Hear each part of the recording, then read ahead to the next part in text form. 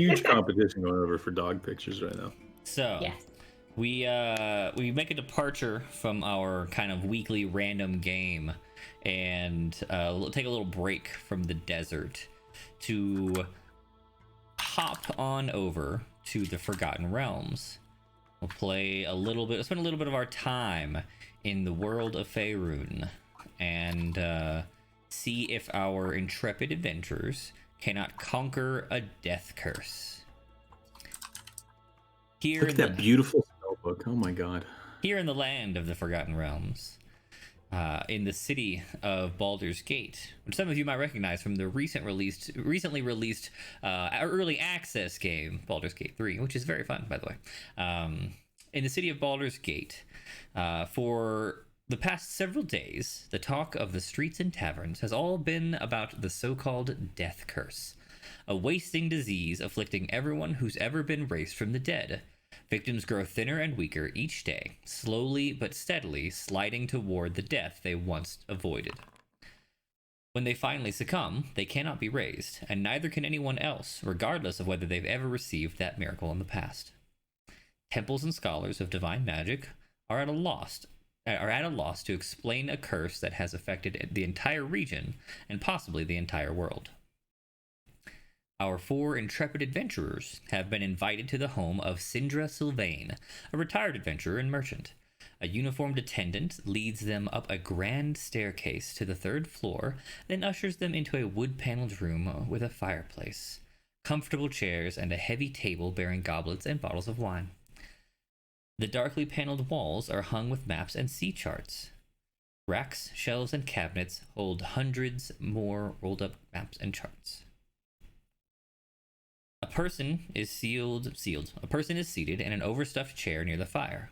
You can't discern a gender because only the person's head emerges from heavy blankets draped over the chair. And an embroidered hood and silver mask conceal the wearer's face. Even the person's dry, raspy voice provides no clue. Help yourselves to wine and seat yourselves, friends. I hope I may call you that. She says, or I guess they say, since it's supposed to be ambiguous, even though you already know you're in Sindra Sylvain's home. I don't know. Anyways, they say, and we take a little look around the room. We'll just take a little tour to see what everyone's playing, what they look like. We'll start with the top left on my screen, which is Mr. Dungeon. Tell us your character's name and rough appearance. My character is Avi Lightscribe, and he is a forest gnome. He has rosy pinkish white skin, green eyes, like light brown, like almost that border between brown and blonde. Little guy. He's 111 years old, so that puts him about in his 30s in human years. Just appearance. And he's wearing I think like a chain shirt. I think that's what I got him in. Okay. And a little green hood. And and you can just say he has some kind of a beard. Some kind of a beard. Alrighty. Mm-hmm. Very well manicured. Yes. Close cropped. Beautiful little beard. Okay. On my little man. Is it like short but wispy or still like full around the chin? I'd say it's the halfway point between my beard and yours. Gotcha. Okay. And his shoes are like noticeably shiny. Like you see him and you're like, wow, those are some fucking nice, really shiny leather shoes. Like I must take pride in his shiny shoes. How old did you say he was? 111. 111. Okay. That's perfectly reasonable. I thought you said 30, and I was very confused. I don't know why I heard that. Well, yeah, I translated, so it's about 30 in human years. Oh, yes, that's what I heard. Okay, good. Yeah, I heard 30, and it's like, so he's still a child. No, I luckily literally made that mistake, and I'm gonna have to correct it when I talk about mine. Are you a gnome? No. She's also a long-lived race. Okay. Alrighty. Correct. Yeah, just what they see, because no one discussed having known each other beforehand. So these is your first introductions to each other. Oh well, I guess he also has an owl perched on his shoulder. True. That's strange. What kind of owl? It's a snow owl. A snowy owl. Oh, Ooh. that doesn't make sense. He's from a forest. What the fuck? A No, wood owl? that's what he has. It was magic. So yeah, There he you has a go. snow You, owl. you can pick whatever you Or he want. does. Boom. There you go. Okay. Next up, we have Kosher. Well, hello. My character's name is Hawks Slefford, and he is a kobold. He has like a dark brownish red tint. It's more like a rust color skin / scales. He has wings that are really beaten and tattered. They look like he couldn't really fly. He's wearing leather armor. He has if you look closely, you can see that he has scars on his arms and his face, and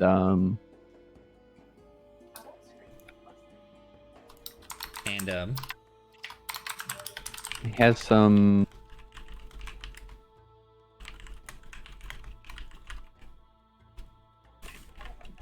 really different looking eyes to him. I would say. Different looking, yes. Yeah, it's very odd looking for his race. So, but that's him in a nutshell. Hey, you can tell that he's carrying daggers and knives on him. But other than that, he stands like he's got a lot of weight on him. Okay, that's true. He's carrying much more than he himself weighs. Oh, sorry. He's about 30 pounds. He's about 14 years old, which translates to be like 75 for his race if they were to live to 100. Right. Well, yeah. Yeah. So he's old. Yeah, he's old for his race, and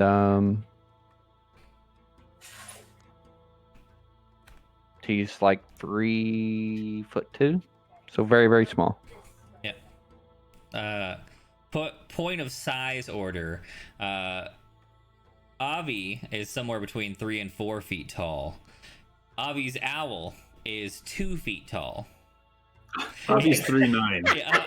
Okay, but it is still more than half the height of Avi. It doesn't perch on his shoulder. It has one foot on either That's what I side. was thinking, it has to be like cheerleader standing on him to perch. It does. And he wears it like a hat.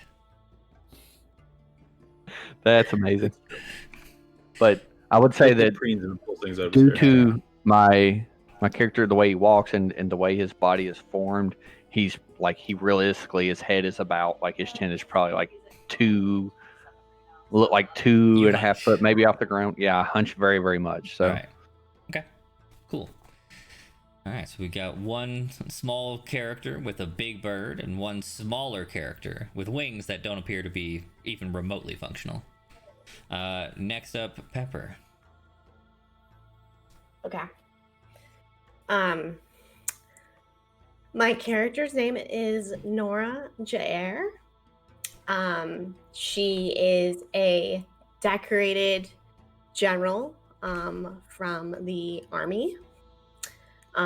She is roughly around 250 years old, so that's about 35, somewhere in that, low to mid 30s range in human years. And she is 5'9". She is a wood elf, and she has, I guess, olive tannish skin and long white hair, which she usually keeps wrapped up in a bun, typical military-esque, keep your hair out of it kind of thing. Yeah, she wears some chainmail, kind of, your typical heavy, like, not the best armor, but still armor nonetheless. And yeah, I don't know. Okay. That's about it. The first not small character. Yes, she is tall. Okay. Moving over to James. I am the rage. I am the fury. I am from the wood. I am a goat man who has blue hair, blue fur, silver hair, Wait, red eyes. Is it blue hair or silver hair? And mostly smiles at you. Is it blue hair or silver hair? Blue fur, silver hair. Oh, blue fur, silver hair. Gotcha. I heard hair too. You said hair. That's why. Did I say hair twice? Blue hair, silver hair. Wait, what? Blue hair, silver hair. It's There you go. But not silver hair, guys. Come on. Silver As for hair. me, I love a many variety of different things, including ale and more ale Mm. and women. And that is most of my reputation. I'm looking forward to seeing you as a meathead. Since we swapped. I've played the dumbasses like fucking 2 or 3 games in a row, and you've had the really high int characters. Yeah, we're switching it around this time, man. There you go. He says in his mind, "You say that now." That's what you think is gonna happen, but That's true. I guess if you have druid and barbarian in there, that's a fight. You don't really know which way it's gonna go. Alrighty, that is everybody. Just a moment as I'm busy fixing Dungeon's character sheet as he made a faux pas. I did. I experimented too much. I was looking at evocation instead of divination. I accidentally left it on that. Yeah, I know. I fucked that up. Indeed. Everything was so perfect, and then I'm like, spell sculpting. Wait, I get that. I didn't. Oh, the fuck.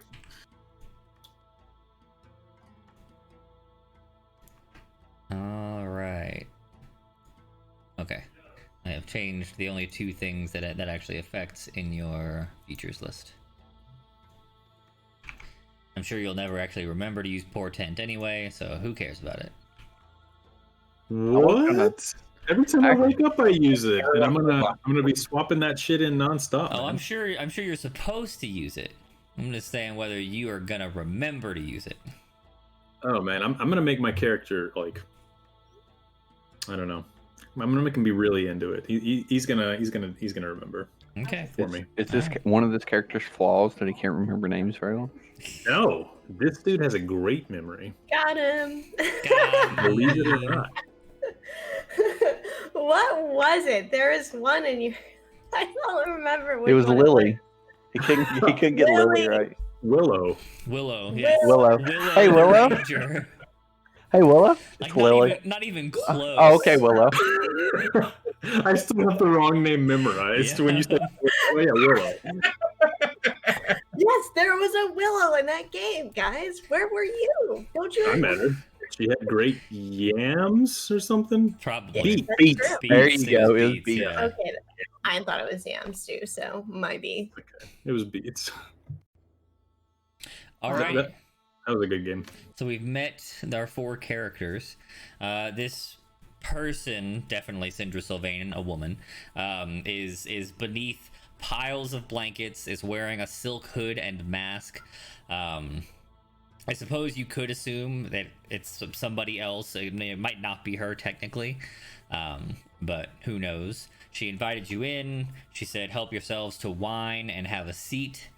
And then the camera panned around. We took a look at our adventurers as we make our way back to her, as you are choosing to sit or not, depending on your character's preferences. She leans forward just a little bit and strikes into her story, I guess. I was like you. I was an adventurer like you until I took an arrow in the knee many years ago. This arrow struck my vein and I bled to death. It was a tragedy. But thankfully, I was raised by my friends at the time. I took that as a sign that perhaps this wasn't the life for me, and so I thought about becoming a city guard, but instead I went for more mercantile pursuits. I don't really do much adventuring anymore, but I've maintained most of my talents, I suppose you could say. The death curse, however, has brought me low and is continuing to do so as each day passes. I don't know how much longer I'll last before I perish, and the clerics and the temples can't seem to do anything about it. They can't help people afflicted with the curse, and they can't bring anyone back who has died from it. My contacts in some of the wider world's adventuring guilds have learned that the cause of this death curse is a powerful necromantic artifact called the Soulmonger. According to their sources, the Soulmonger is somewhere in Cholt. Raise my finger. What was that city's name? Cholt. C-H-U-L-T. Cholt.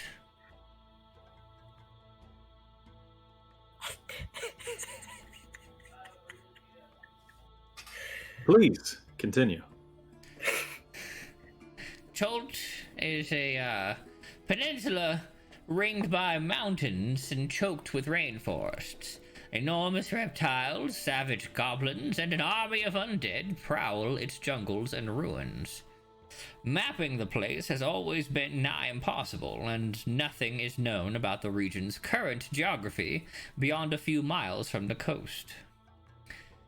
Working from dozens of sea charts and logbooks and explorers' journals, I have assembled everything known about the current state of Cholt into a single map, which I will give to you.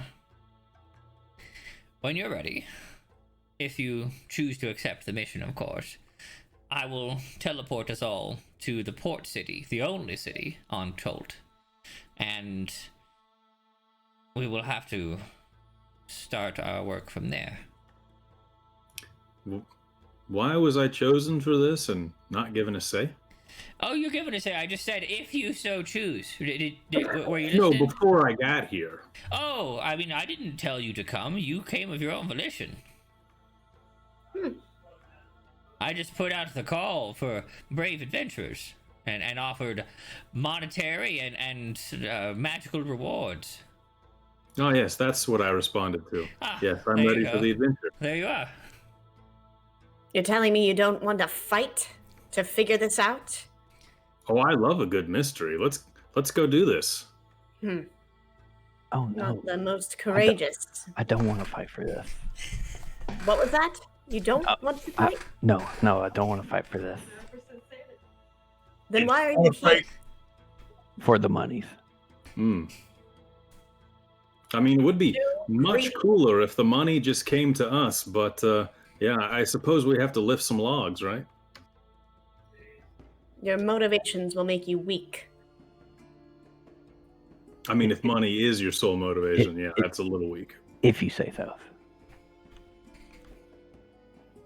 I like you. What's your name?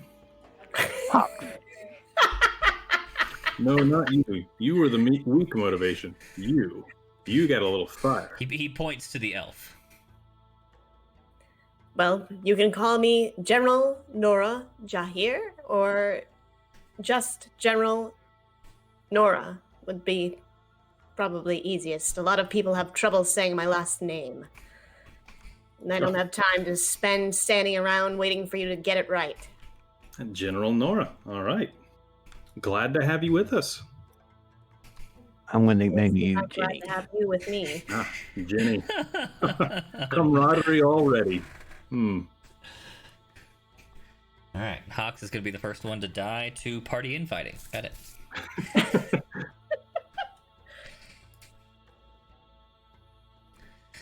Well, I trust there are no more objections.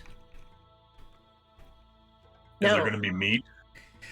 Yes. The peninsula of Cholt is wrought with meat. In fact, there's a delicacy you may not have experienced much of here in and around the gate.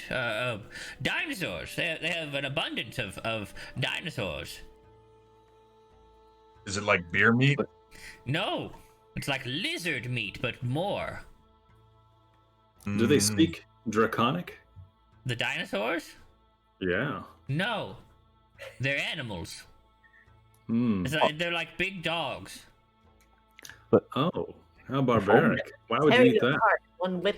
Oh, awesome, they're barbaric. I want to eat them. What do you mean? Before Why? we, What? You said they're like dogs. Well, That's not mean, like right? not like dogs, like your pet. Well, actually, they are pets for many. I'm just saying. Does that How represent the dangerous? morality of this mission? No. Yes. Probably. Maybe. Everything, all the answers. It's up Before to we you. go, Oh, I'm here. I responded to that call, and I'm ready to go. I just want to get some wines. Yes, you help yourself to the wine. It's really good. Everybody sees me go over there. I grab a cup, and you see me go to drink it, and it's ridiculous. It's just. He takes the goblet, which is for made for like medium-sized humans. He's got it in both hands, just like, Oh god. I feel very alone right now. I feel at You'll home. feel alone. And then I come back. I'm ready. Okay. Are you sure you're ready? I said so, didn't I? A bit. What's the word I'm looking for? Classless, perhaps. I'll say to him the same thing I'll say to all of you. Don't let your vices compromise the mission. Yeah. Yes, thank you for the wisdom, Mr. Greed. Anywho, Mr. Greedy. Syndra, tell Excuse us. Tell I us am a where- benevolent gambler. I am not greedy. How dare you? There's a difference. My church faces accusations of greed all the time, but it's simply not true. We give away 80% of our take. 80%, you say? Yes, and the other 20% goes to future giving. Can I have some? Well, if you go gamble at our casinos, of course. I Look very to remember dumbfounded. Here. Timora. Yes, you're all welcome in the houses of Timora. We have craps, blackjack, roulette, all of your heavenly games.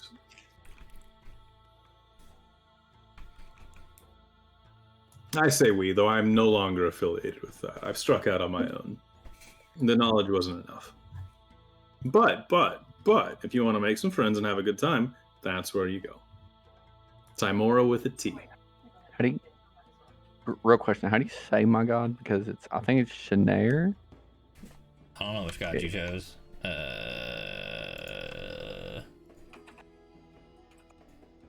Where'd you put it? I put it in the chat thing. Alright. Yeah, Shanair, one of those. Okay. You can pick. I believe in you. Well, I can't read. Shinra.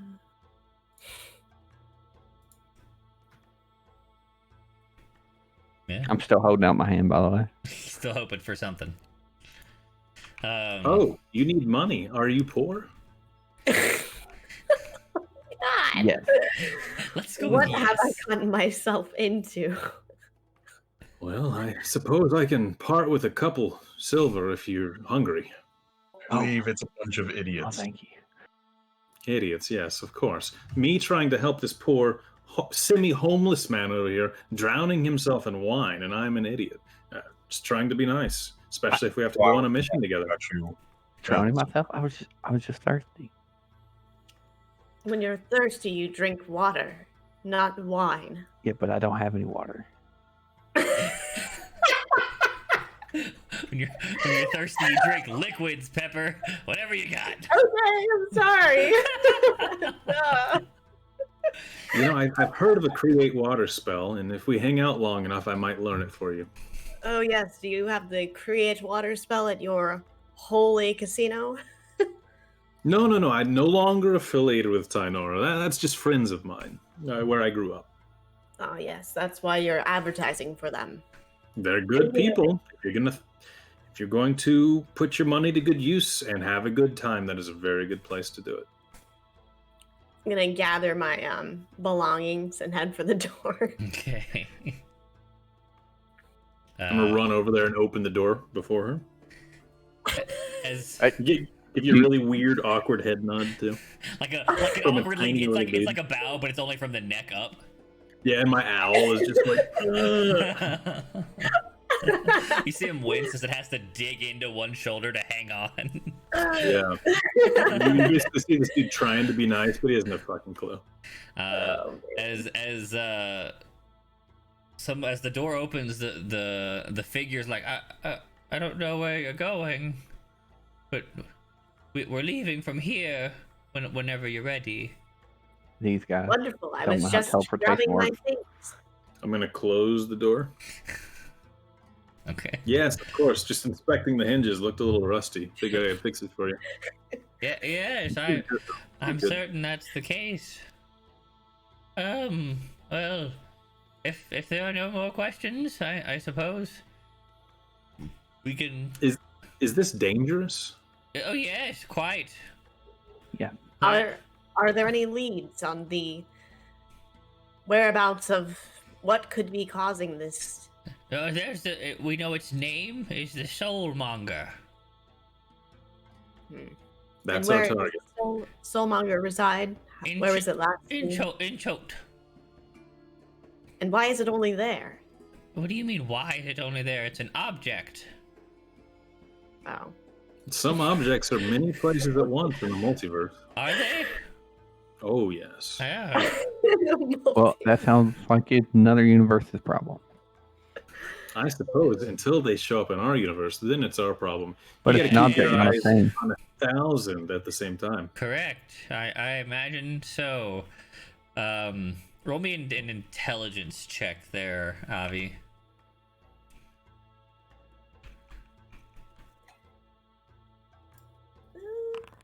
Oh no. I've gone back and I've left. Join. As you're saying this, as you're bullshitting about planar of the properties of planes and items, items upon them, it occurs to you that if this lady can cast teleport, and she's obviously not very charismatic, she's probably a wizard and a much stronger one than you. The likelihood that she knows that you're full of shit, extremely high. That hits him, and he says, "Do you have any recommended spells for this mission?" Oh, well, I don't really know what you'll be doing, I suppose. I mean, invisibility is a good, toolbox. I definitely suggest that one. Healing spells, good plan. Not sure what y'all's specialities are. Clink, clink. What is the so actual... You're a fighter. Got it. All right. No healing spells from you. Anyone else? Healing spells? I really hope there's a something that heals among you.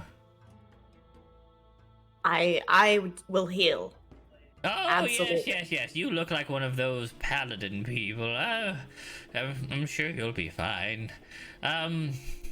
Defense, well, she just kind of like looks at you real hard, Avi. No, you don't have that one. I have a shield. Yes, but I was talking about undeath to death, and I doubt you've got that in your book. I open up my spell book. You've never even heard of that one. Well, I'm sure you'll figure it out.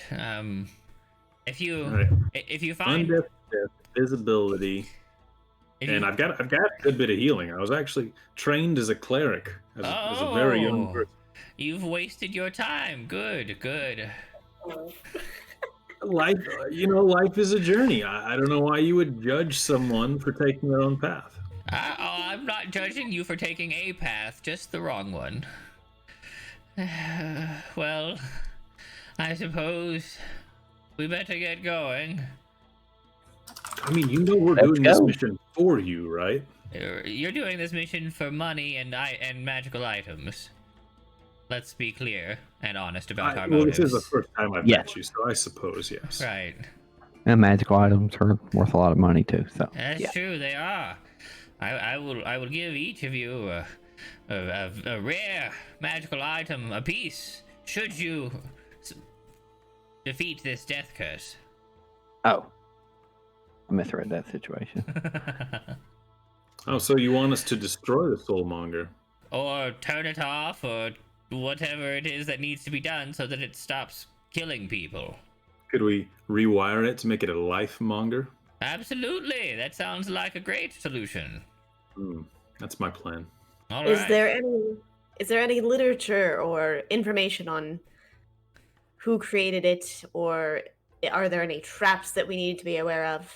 Something that we can create a strategy behind. If so, that information would likely only reside in Cholt. Got it. Okay. The peninsula is rather insular. It does not see almost any travel or trade. The pirates roam the seas that surround the area, and the mountains and the volcanoes prevent access from all but one side. So you would say it's kind of survival of the fittest? I'd say it's, well, actually the city, the port, is a very lively, colorful place full of people and seemingly happiness, albeit with some danger involved. It's everywhere outside the rest of the peninsula that's extremely dangerous. Okay, thank you. Well, let's get going then. Let's go. Lead on. Stands up from her chair, and you see her like weakly and kind of gingerly place her heavy blankets down. And now you can tell that this is most likely a frail looking woman. She doesn't take her silk hood or mask off, but just based on how thin she looks in her like heavy robes, she's definitely wasting away pretty steadily. She leads you to the back of the room, and at her touch, a part of the wall slides away, and you see a smaller, or not smaller than this chamber, but not necessarily a small room, in which stands a heavy teleportation circle. Ooh. Take my place. We don't have a circle in Cholt, but I've been there enough times that there should not be any risk of inaccuracy. However, an old woman has her comforts, and I prefer to use my circle even if I don't need it. And so she leads you into the chamber, has you all stand in there and touch each other, hold hands, whatever makes everyone comfortable. Apparently the gnome was like, I love holding hands. Whenever he holds his hand out, I just put my tail in his hand. That works too. I don't like it. She goes about the beginnings of a long arcane spell. Avi, you can tell it's arcane in nature, and she's casting teleport because she told you she was going to. But again, this is just a reminder that she's a much more powerful wizard than you are currently. You know teleport exists, but it's well beyond you at the moment. I had a great teacher, and I've only been in this game for 20 years, so... True. Still pretty humbled. Still. Despite him getting slapped around. True. Okay. The circle lights. She's about to finish it up, and she reaches out a hand to attach herself to the chain, and puts a hand on somebody. She don't really care who, and then poof, you light up in magical blue energies. You whiz through the magical air and land in a tropical city under the blazing sun. The familiar sounds of a harbor, creaking ropes, slapping waves, heavy barrels rolling across cobblestones, mingle with voices shouting and cursing in an unfamiliar language filled with clicks, inhalations, and sing-songy words that make it sound almost musical. The aroma of unfamiliar spices and tropical fruit mixes with the wharfside smells of fish, tar, and canvas. Beyond all that, the port town known as Nyanzaru is an explosion of color. Buildings are painted in bright shades of blue, green, orange, and salmon pink, or their walls are adorned with murals portraying giant reptiles and mythical heroes. Every building sports baskets and clay urns of colorful flowers or is draped with leafy, flowering vines. Minstrels in bright, colorful clothing adorned with feathers and shells perform on street corners. Multicolored pennants and sun awnings flutter atop the city walls. A crowd of children dressed in feathered hats and capes races past you, squealing in delighted terror as a street performer costumed as a big-toothed lizard stomps and roars behind them. The whole city seems to be bustling, sweating, laughing, swearing, and singing.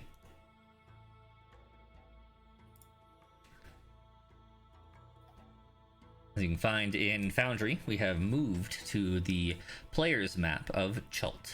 This is an island off the coast of a nearby landmass. The only access point is the northeast section, as we can see here, and is also the only unmapped portion. Am I missing something? Are you in Foundry? Are we supposed to be able to see it? Yes. Yeah. I'm in Foundry, mine's all. Oh, It's damn black. it. Is it fucking vision bullshit? God damn it. Yeah. saw some kind of a Motherfucking message piece pop of up. shit. Something's not quite right. So I saw a message that popped up that said, "You're too low level of a wizard to understand what you're seeing. You see black." You're too low level for your eyes to comprehend Chult. Mm-hmm. Okay, this But you looks hear good. all this stuff. All right, now you see it. Yeah. Okay. Yep. Each hex here, as you can see in the small text at the bottom, is 10 miles. It is a pretty large island area, and there's a key at the bottom left as well. Is there a way to pop out your player sheet? No idea. Yes. Click on it. Or do you mean like pop it out from Foundry? Give it its own window so I can minimize it and look at the map. Like we do in roll. No idea. I don't You think can't. so. You can double click it and it'll like minimize it down. Ah, yeah, there you go. Just pop back and I'll keep it minimized. Look at the map, do what I need to do, and yeah. go back and do that. Thanks, man. Neato. Okay. We arrive in It's a the port. gorgeous map, by the way, man. It is. It is one of the big benefits of pre-written content is someone else did a lot of art that we just get to use. PogChamp. Pog Champion. So I see that big old jungle next to us. I guess we don't want to run into the middle of that based on pregame. I mean, even based on what she said, everything else, she told you that the port city is the only city and the only safe place on the entire mountain. Yeah. So what are all these other places that are named? Well, if you direct your attention to the legend at the bottom you're left, right. you will see that they are ruins. And then the settlements. That's what I was thinking. Yes, the settlements. Ports. Hmm. I just feel like I have a strong distrust for everything at this point. Avi's It's eyes all- catch on the mind symbol. Well, I really want to go to Camp Vengeance, though. God damn it. and get your Oh. vengeance. Okay, I'm sure you'll make your way there eventually. I'm sure I will. Randy's like, I'm going to kill your ass as soon as you go. So you landed in this tropical city. The sun is blazing overhead. It is immediately warm. In fact, this is an island area, so if it's hot, that means it's also extremely humid. Or unless you're near like the sea, but of course this area is ringed by mountains, so the sea breeze doesn't help you much, unfortunately. So it is hot. It is humid. In fact, you might call it sweltering.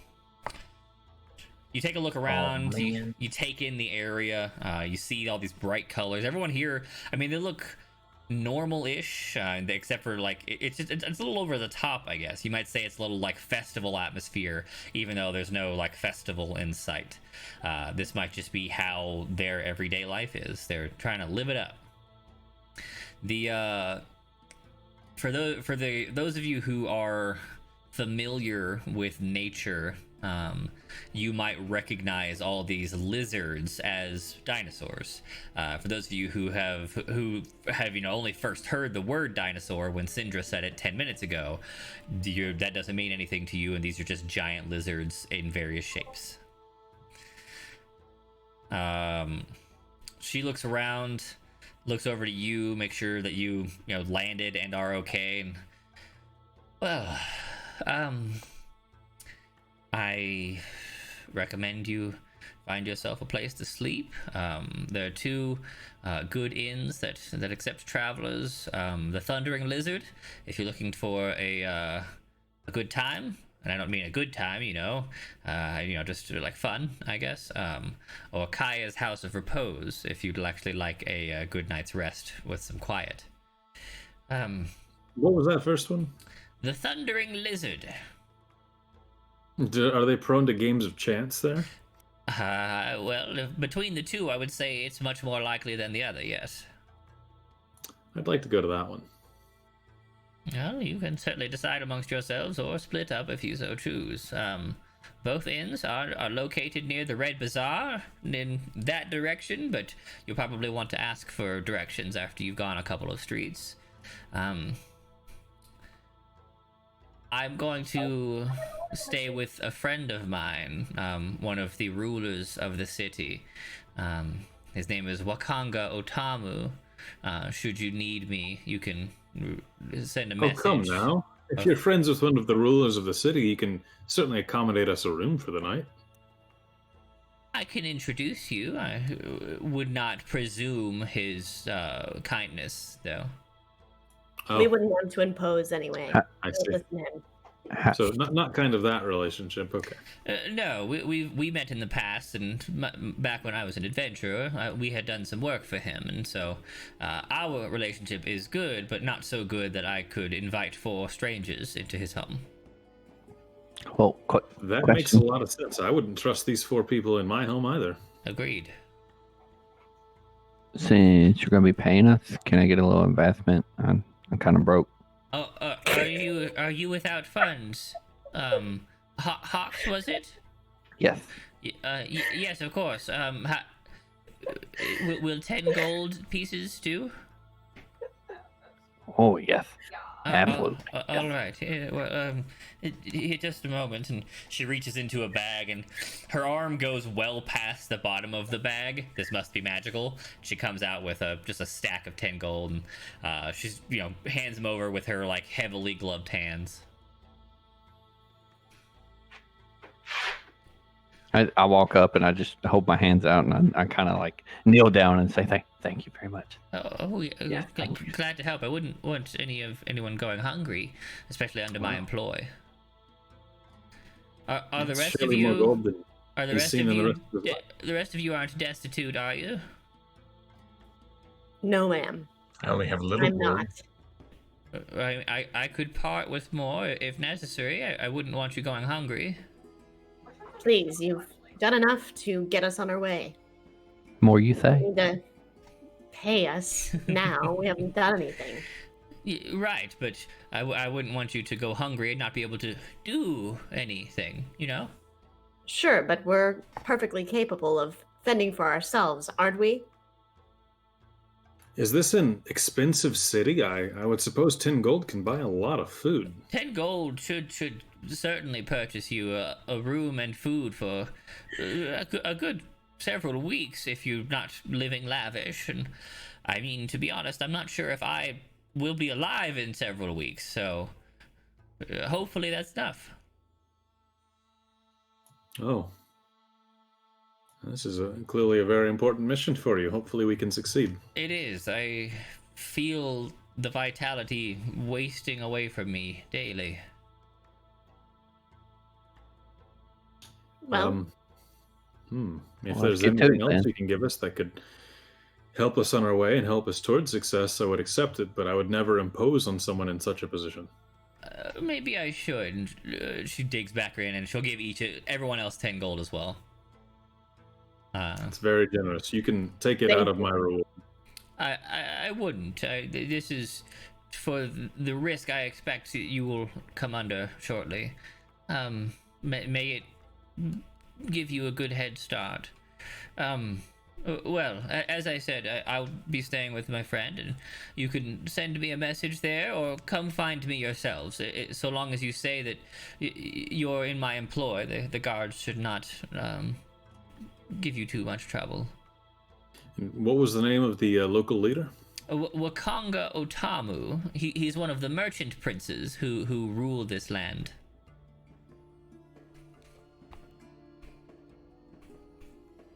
All right. I think I got it memorized. Excellent, excellent. Well, I suppose that's goodbye for now. I will see you around town, I imagine. If you do intend to leave the city, I would appreciate at least a message. You don't have to come by if you're in a hurry or busy. So, that. The soulmonger is in this region? The soulmonger is on the island, is all we know. Okay. If it was, to be honest, if it was in the city, I feel like we would know more about it. So, just intuition, I'd say it's probably not within the city walls. That would be way too convenient. Right? Yes. Wouldn't it though? Yes. I thought this was a peninsula, not an island. That's actually what the book says, but it's obviously an island. Definitely an island. Like, No, it definitely looks like a peninsula off or something. Like it could be like a larger landmass. I guess the bottom right there, right? Yeah, because if it's the island, I'm like, well, I'm going to the mother's myth. Yeah, no. Yeah. I think you're right. I think the bottom right must collect to the larger landmass, but there's a mountain barrier. Yeah. Yeah, because like the big description of the area, it says peninsula, but it looks like an island here on the map. But it says like only the top right is accessible. Everywhere else is ringed by like extremely treacherous mountains and volcanoes, and we can definitely see the volcanoes on the map. Let's go. Okay, so she makes her way kind of slowly, but like steadily. She doesn't look like she's like extremely weak. She just looks like she's just like low energy. You know, like she woke up and hadn't eaten enough and still hasn't gotten enough food and just can't muster it. Oh, do you need our help? I'll manage. What I lack in vitality. Big boy, help her out there. No. I insist. What I lack in vitality, I make up for in arcane prowess, if I need to. Isn't there a flying disc that could help you? Okay, bye. Tensors? I suppose yes, but I wouldn't want to cause a stir among the crowd. I'm just an old woman trying to blend in at the moment. Oh, I see. It's a show. Well, let us know if you need a hand. Will do, thank you. Be well. Well, we should be. We're working for someone clearly benevolent and well-intentioned. We'll do everything we can for you. I'm glad. She walks off into the crowd. You take a few moments to really grab your bearings, and in like the 5 minutes or so that you're standing around just kind of like taking it in, deciding what to do, maybe like very light chit chat, because again, you just met each other, so there's a little bit of that hesitance of I have to work with this person, meaning I have to trust them to some degree, but I don't know them, so you ask those surface level questions and stuff like that. But as soon as she walks away, I turn to the group. All right, assholes, let's find the Thundering Lizard Inn. You will never refer to me as that again. General asshole. Let's find the Thundering Lizard Inn. Yes, private dickhead. Thank you. I like it. Okay, which direction? Did she pointed us? She said, "What was it? Red." She told you it was located something. near the Red Bazaar, and she pointed in a general direction, like it's south, but not but you don't have any more than that. All right. Well, I mean, if any of y'all would rather stay at the fancy inn as opposed to that, speak up. I'm hoping. I have no qualms saving money and. Oh, exactly. Save a little money, and if we can get me down at a table, maybe our room is free. Let me help you out. This is the port city. Ooh. You do not Wow. own any token with vision. Oh, The fucking same. vision. I mean, a token. I need a token for this vision. There. I know. Here you go. It's costing all my This is the tokens. port Syndra gave me a city. Yeah, Syndra gave you a token for vision. Don't worry. Hey. This I is can good. see again. It's a miracle. So which end are we at? You are currently in the north area, probably right between Merchant's Ward and that, like, the central portion. So let's say you're somewhere around here. Okay. You can hear the docks. Actually, you should be somewhere inside, I guess. So Oh, I see the Red Bazaar. yeah, so you're But you probably think here. Yeah. Okay. You're somewhere in that area. You can hear the docks, but you can't see them quite yet. You know they're to your southeast. She pointed in a southern direction, which actually leads you straight to a wall, so you know you're gonna have to walk around.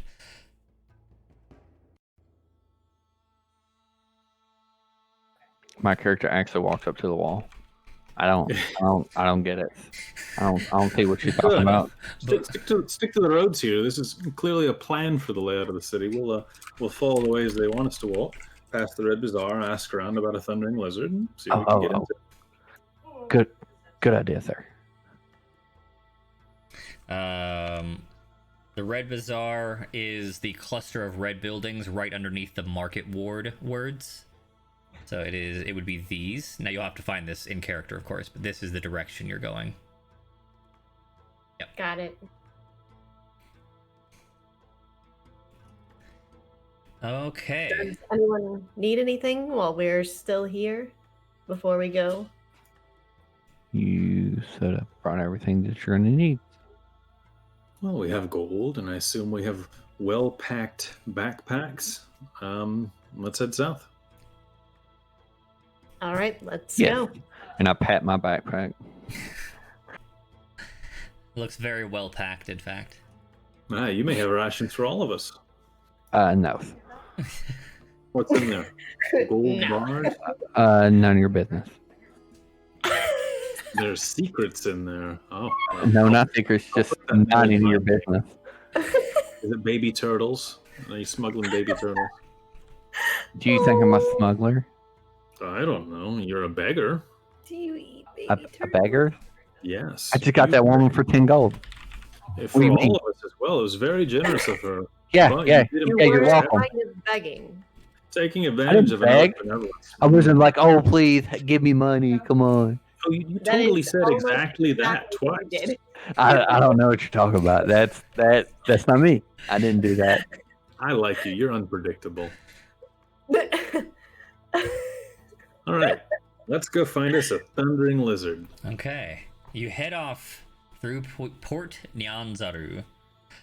Not a big fan of the name of this port town. It's either distinctly weeby or I'm not pronouncing it right. But I wouldn't want to call it Nyanzaru either, so I'm gonna go with I think Nyanzaru. you got it.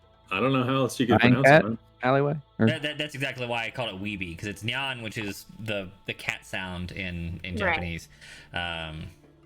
Anyways, Portia Nanzara. Is yes, that better? there you go. Gone through. I have a trouble saying that. Port Nanzaru. Port Nyanzaru. I mean, we're in the city, so we don't really have to talk about the city, right? True. As you travel, you see many notable features. There are both medium and large-sized lizards, or dinosaurs, as some of you may recognize them. For the small characters, which is actually surprisingly most of you. Two out of four. I don't remember what race James is already. Yeah. Oh, I'm an 8 foot tall goat man. Oh yeah, 8 foot tall goat man. He's a fearbulk. Yeah. Okay, 2 yeah. out of So 4. yeah, 2 out of 4. One of you's fucking huge. One of you Yeah. regular sized, and 2 of you very small. Yeah, a tiny stabby ball and a tiny male ball. Yes. Stabby ball? That's you, the stabby ball. I'm a sneaky ball. Oh, sneaky stabby ball. Okay. I put each of you on my shoulders and we keep walking. It'd be faster that way. climb Good down. thinking. Hoist me up. I can see better as well. So as you pass through the city, you see that these dinosaurs or lizards, as some of you may know them, are used for basically everything you might have used horses or cattle or oxen for. They are beasts of burden. They are pets. They are racing animals. In fact, you see signs describing a weekly race event. Come watch the Thunder Lizard Games every Thursday, or whatever the equivalent day of the week might be, with like Bjorn's Day, Thor's Day. Just use the Nordic one, yeah. Thor's Day. There's like they depict like brightly colored dinosaurs, like painted stripes or flames or like decals and stuff. It seems like a very popular sport here in the city. As I mentioned in the description, it is extremely colorful here. The houses are either painted with like just bright colors or actual murals. There are flowers and leafy vines all over the place. You also notice that the city is extremely defensive. There are a lot of thick walls, not just for show, not just to keep people like separated. These are like prepared for risk and danger. This is obviously a very wealthy city. All of the streets are paved with cobble or flagstones. There are no just like dirt or mud roads or anything like that. And to go along with how humid it is, every city has deep rain gutters, some as wide as like 2 feet apart. This place obviously receives not just rain, but like torrential downpours on the regular.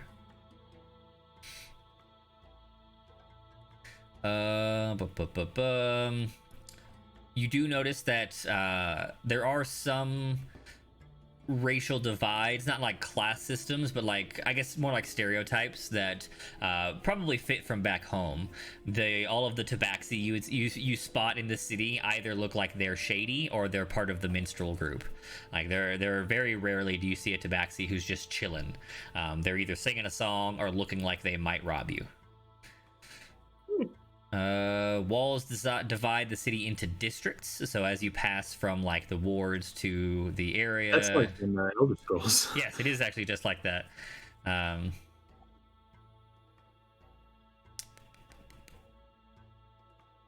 You can also tell that the city is quite old, as some of the interior sections, especially those protected by heavy walls, have like crumbling buildings that have obviously been rebuilt many times over many years. Ooh, I think that's what I got. So, somebody's rolling. I heard it. This is great. I like it. Hawks, this rolling to perceive. What are you hoping to see, Hawks? I'm hoping to see what kind of looks me and I don't remember the goat guy, the goat man. Fury. Yes, Fury is his name, but I don't know if he introduced himself. No, I didn't. Okay. So, you and the goat man. You definitely get a lot more peculiar looks than he does. Mostly because while he gets looks, they immediately look away because he's just intimidating to look at. Like they see an 8-foot tall, extremely, bulky, hulking looking dude with a big ass axe, and they're like, "Oh, okay." And then they see you and you're peculiar and a kobold, and you have wings, which is extremely rare among kobolds. So you, like, most of their eyes see him first because he's fucking huge, and then stray to you, and they'll stay on you until you walk past. I try and walk a little bigger. Okay. You are almost as tall as Avi. Sad. Hey, so big boy, what did you say your name was? Oh, my name is Fury. Fury, is that offer for transportation still open? Huh? That was him picking you up. Yep. Bird flaps its wings to stay stable. Yep. All right, that's much better. I can see a lot now. Much more than butts. Given the massive difference in size, he could probably hoist you on a single shoulder and just, like as long as you hold on to his head, which is the size of your torso, you'll probably just chill. I'm pretty dexterous to be all right. True. All right, so now we have a giant guy with a small guy on a shoulder and a big ass bird on the small guy's shoulders.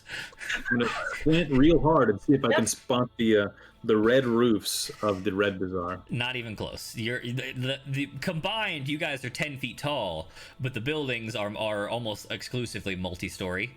You can tell that the bottom floor is made with like heavy stucco, small windows to help keep the heavy heats out, and then the top floors are like reeds and like a much lighter fare to catch the breeze and stuff like that. But yeah, so you get a lot taller. Now you're just as tall as all the second floors. All right, let's head down the road. Keep our eyes open for red roofs and commotion. Okay. All right, if we take a 5.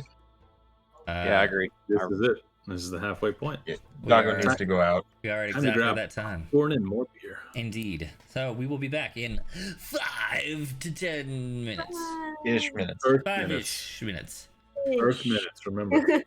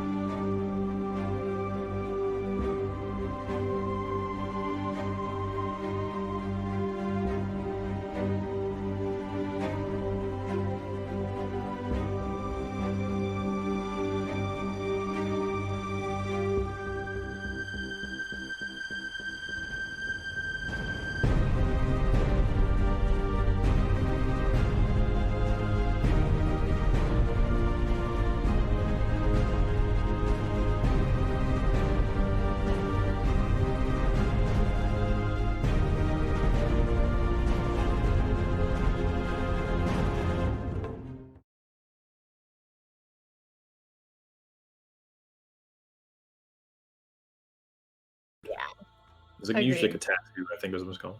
Yeah. Or the little like fake ass plastic magnifying thing. Do we have everybody? James, are you back? I'm back. All right. It's about I'm that back. time.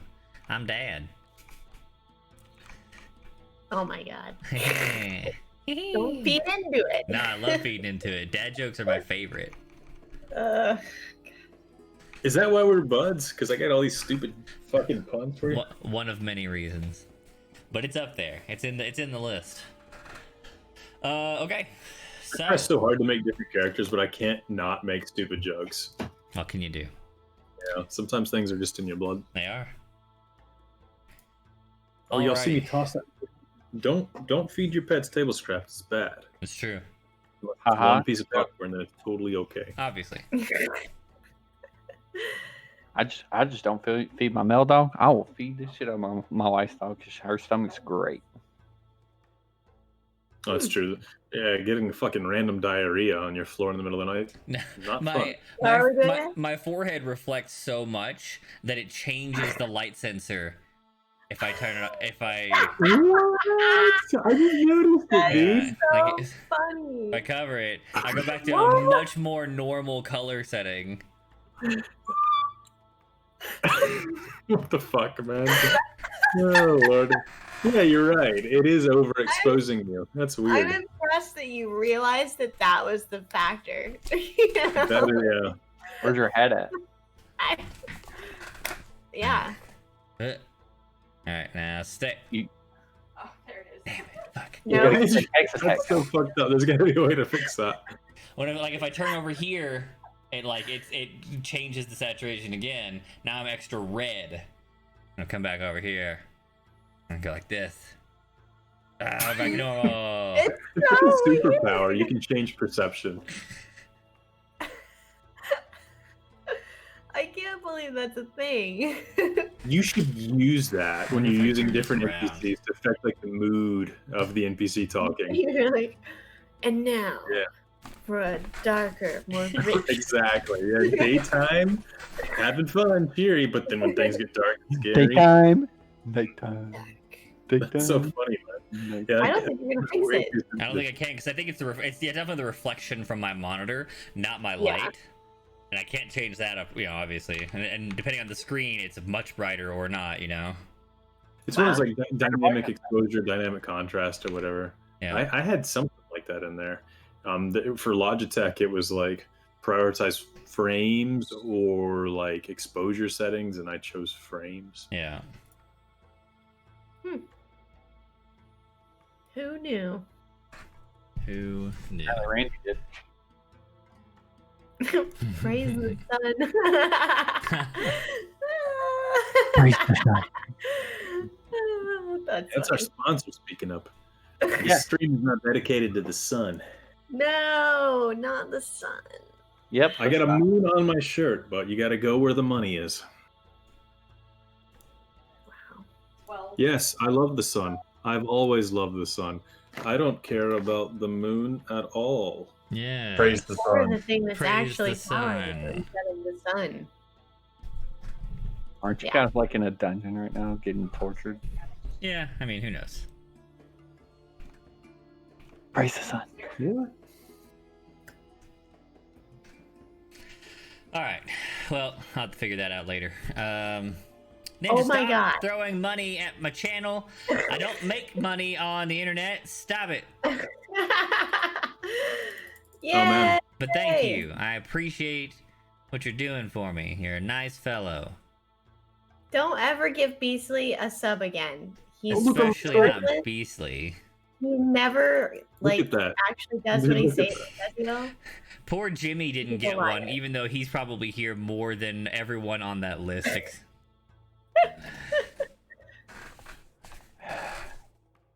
Wow.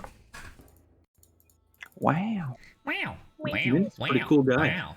Wow. Wow. I like Wow. Ninja Quay. I also like Wow. Ninja Quay. Same. I also like Owen Wilson. Is it Wow. Quay Wow. or is it Wow. Key? Wow. It's Which one definitely is it? key. Wow. The word is key. I Now- asked you and not him. now his What is there, Randy? his name actually is Quay. I don't know if he says it quay or not. Yeah. But the noun, the traditional, object is key. Right. Your dog's amazing. My dog? Dungeon. No. Oh, Dungeon. Oh, look at him. He was like, shoulder, dude. Oh, thank you, Ninja. How does he know that that's like the perfect angle for me to see him? That's amazing. That's the next level shit, dude. Too smart. Give more popcorn. Oh, shit. Yeah. he takes it just like my wife's chihuahua. He's earned it. It's Good like dude. he'll take it and it's then like- immediately run away. Yeah. This way.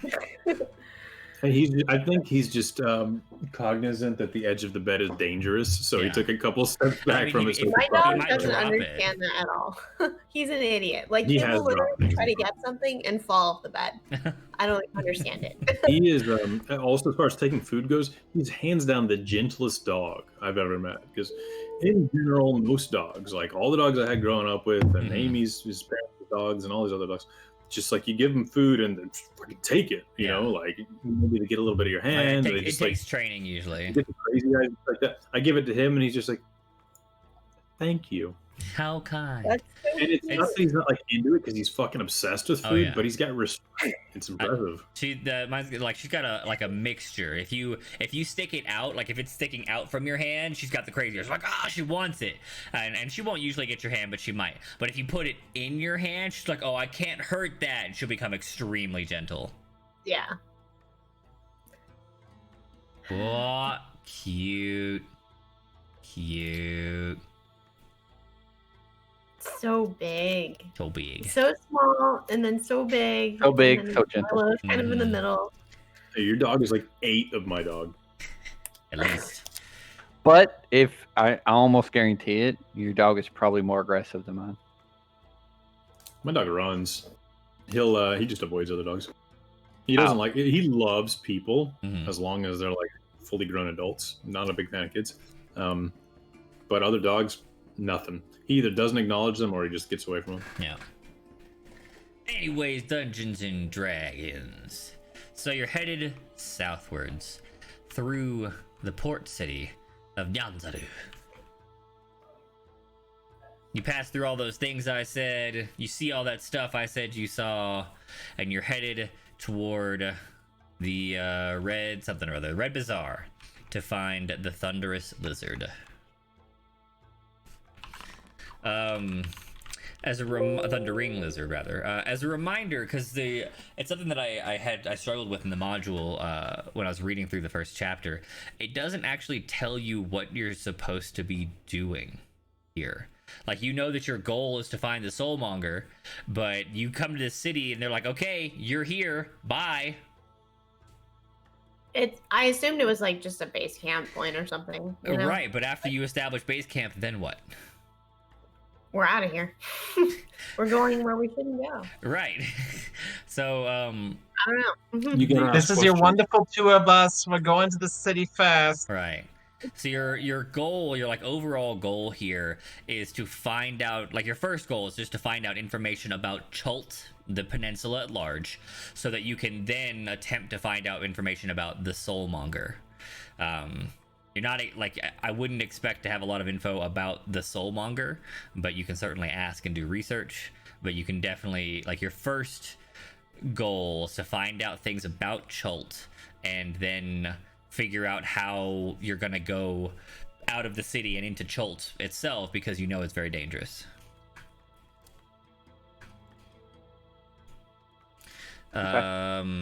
Other things you can do are stuff like shop. You know, if there are things that your character would think they want to buy, or maybe that they should buy now that they're here and they know a little bit more about the lay of the land. Dinosaur racing's a big deal. You can certainly participate in that. And then there's Can like, I buy a dinosaur? yes, if you can afford it. And Are they all small? I'm sorry, I have to ask. no, they're like, dinosaurs. Yeah, but like they're like raptors. There's no T-Rex. You know what I mean? There are no T-Rex or Allosaurus here or anything like of that size category here in the city. They're all raptors. The biggest you could probably find would be like the the three horn, so which is still the same height but very much more bulky. Okay. And then there's like standard adventure-y stuff you could do, like rumor gathering and just talk to people, that kind of stuff. Alrighty, so you head south. Now again, you don't know which way you're going, you just know it's south, but there's actually... The layout of the city is there's really only two directions you could go once you hit the south side. You either go southwest or southeast, and eventually you'll still end up there. Would you as the party, or any one of you, stop and ask for directions, try to engage the local populace, or are you just gonna wander? I would definitely engage somebody of authority asking questions. So you're gonna look for like a guard. A guard, or maybe like a shop merchant or something, like somebody with authority that clearly is not just somebody that's there. Okay. So this central area is a lot more housing. You have to be either in the merchant's ward or the market district to have like shops and establishments rather. This central area is a lot more of the housing options, as well as the three exterior pieces on the left side, Malar's Throat, Tiriyaki Anchorage, and Old City, are like the ghettos. They're not protected by major walls. They're the rundown parts of the city. You head south. You stop in, or you swing by a guard who, like, there's plenty of guards on the walls, and you have to walk along a wall most of the way here. So it's easy to stop any random person. Are you open to have a conversation here, or are you just like, hey, where's the Red Bazaar? I'm actually going to ask for the local library. Okay. Let me see if there is an actual library in my list or not. I would probably try and have a bit of conversation with them. I'd say the bathroom, probably. To try and get like a little more information, just rather than just where the inn is. I'd try and get a few other things. I imagine Like- there's guards around too, right? Of some sort. There are guards everywhere, yes. Okay. I'm just gonna probably try to talk to one of them. Okay. We'll start with a... we'll just go with a random guard. Hello. Oh, You are an odd bunch. That is Thanks. not inaccurate. I'm sorry if we seem off-putting because of that. Not in the We aren't from slightest. around here. Yes, that much is obvious. We're here on quite the mission, and we were wondering where the Red Bazaar is. We're supposed to head that direction. You're headed in the right direction. If you follow this street to the south, it will eventually fork. Take the right path, that's the southwestern path, and you'll find yourself at the Red Bazaar shortly. Are there any side jobs, like a board that we can seek out in case we need? You're the adventurous type. Is that it? I suppose yes. Oh. We are. Only for coins. As opposed to what? Love? Fame. I don't know. Are there side jobs for love? I thought that was just called prostitution. Yeah, it's quite an adventure. I thought that was called dating. I imagine it is. Anyways, I wouldn't say there's so much as an established board, but you'll find the innkeeps here in town are the type of people who know a little bit about everything. I get the feeling if you ask for help, you'll find it in more ways than you might want sometimes. Wonderful. That's exactly what I needed to know. Is there a local library by chance? Local? Not really. For public usage. Right, that's what I figure. You can pay to make use of some of the Merchant Prince's libraries, but there's not like a public free library. Now you mean Wakanga Otama? He says, looking at his notes. Yes, Mr. Otamu would certainly have a library within his villa. Oh, perfect. I wouldn't call We know a him. friend of his. I wouldn't call him the most studious of our merchant princes, but that still, rich people collect stuff. Do you have a wizard's guild by chance? To a certain degree, yes. Or a historian society? The hold on. There we go.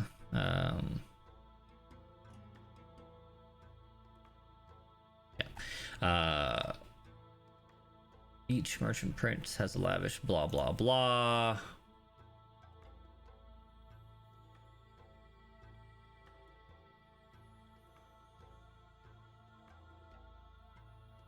Yeah. We do have a number of groups here. But they might not have libraries. Your best bet for books is definitely going to be the merchant prince villas. If you're looking for societies and groups and factions, they're certainly around. You were looking for what, historians?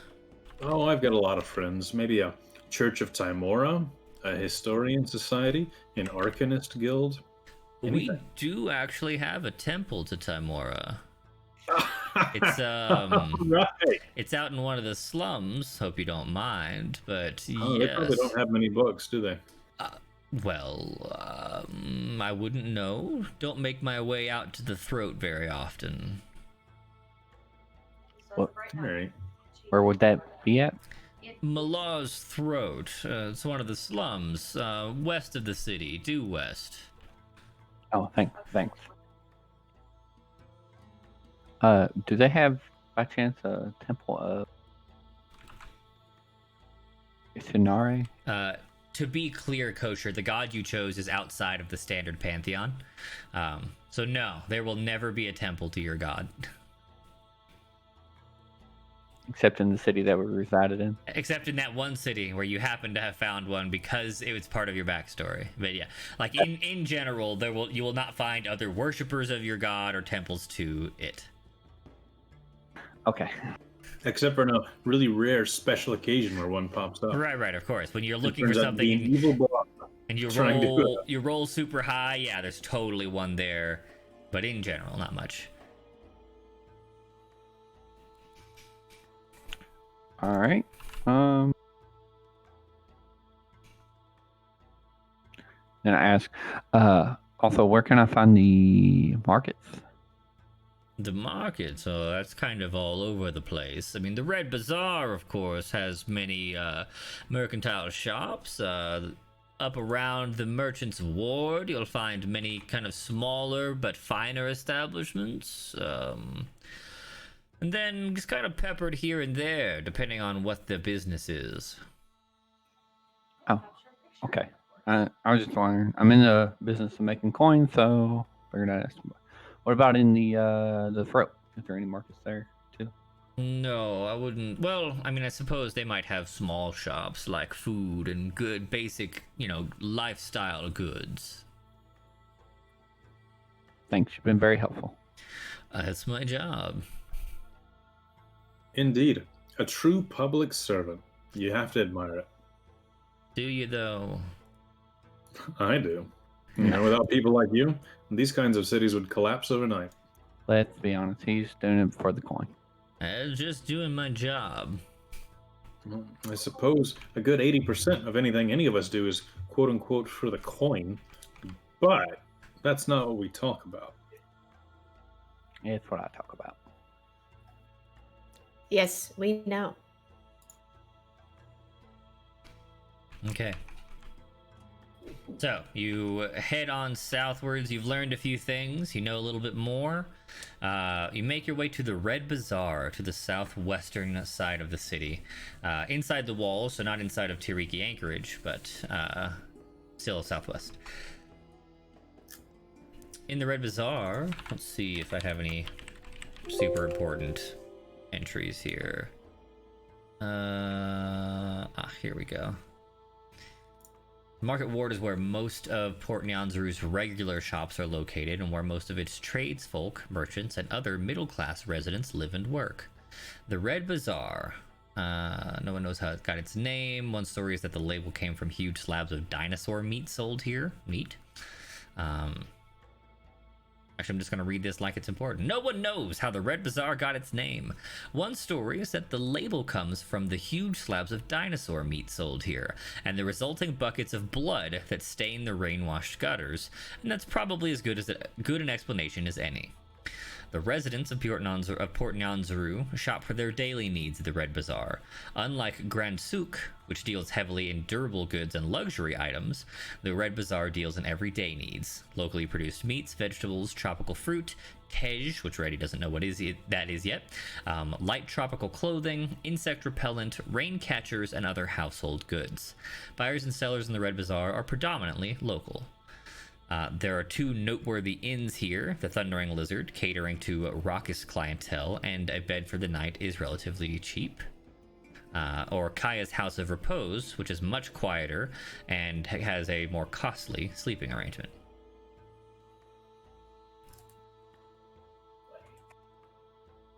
You enter the area. You see and smell the huge slabs of dinosaur meat. It's a new aroma for many of you, I'm sure.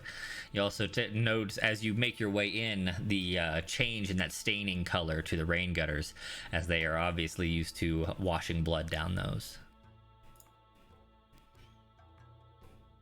Does it smell good?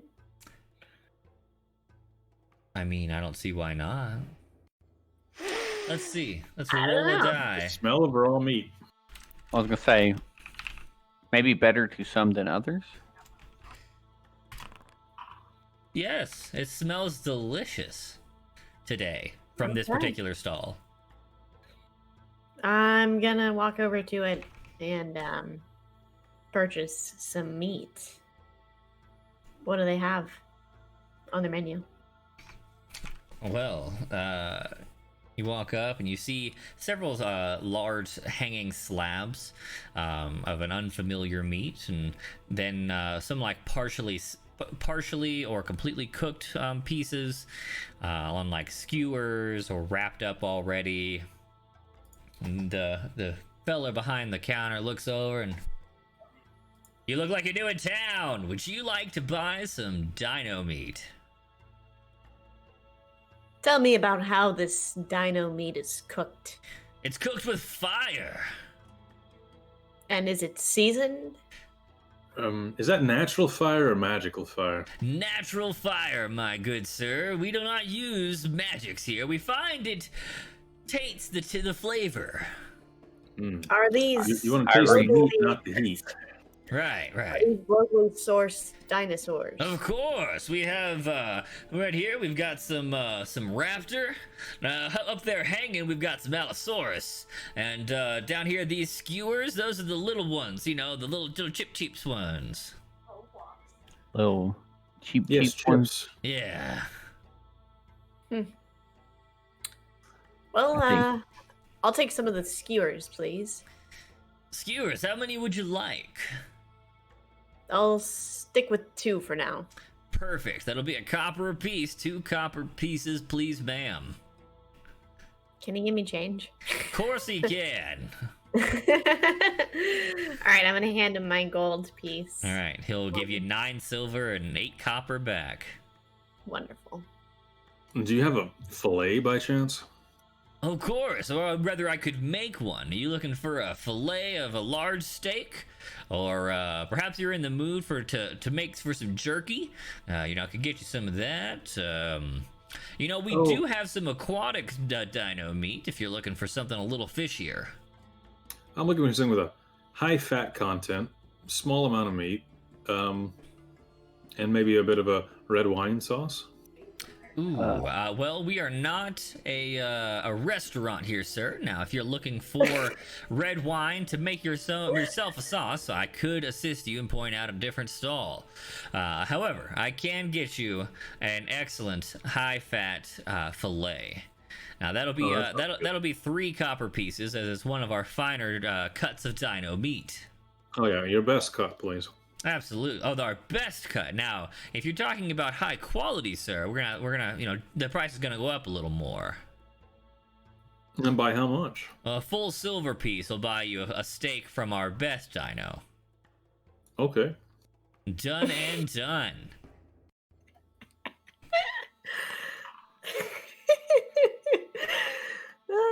Would you mind cutting it up and feeding it to me while I sit over there? Would you like it cooked, sir? Oh, yes, please, of course. How do you like it prepared? Oh, medium rare. Absolutely, sir. Just take a moment, have a seat, take a load off. Do you have any accoutrement? Are you looking for utensils? Oh, sure.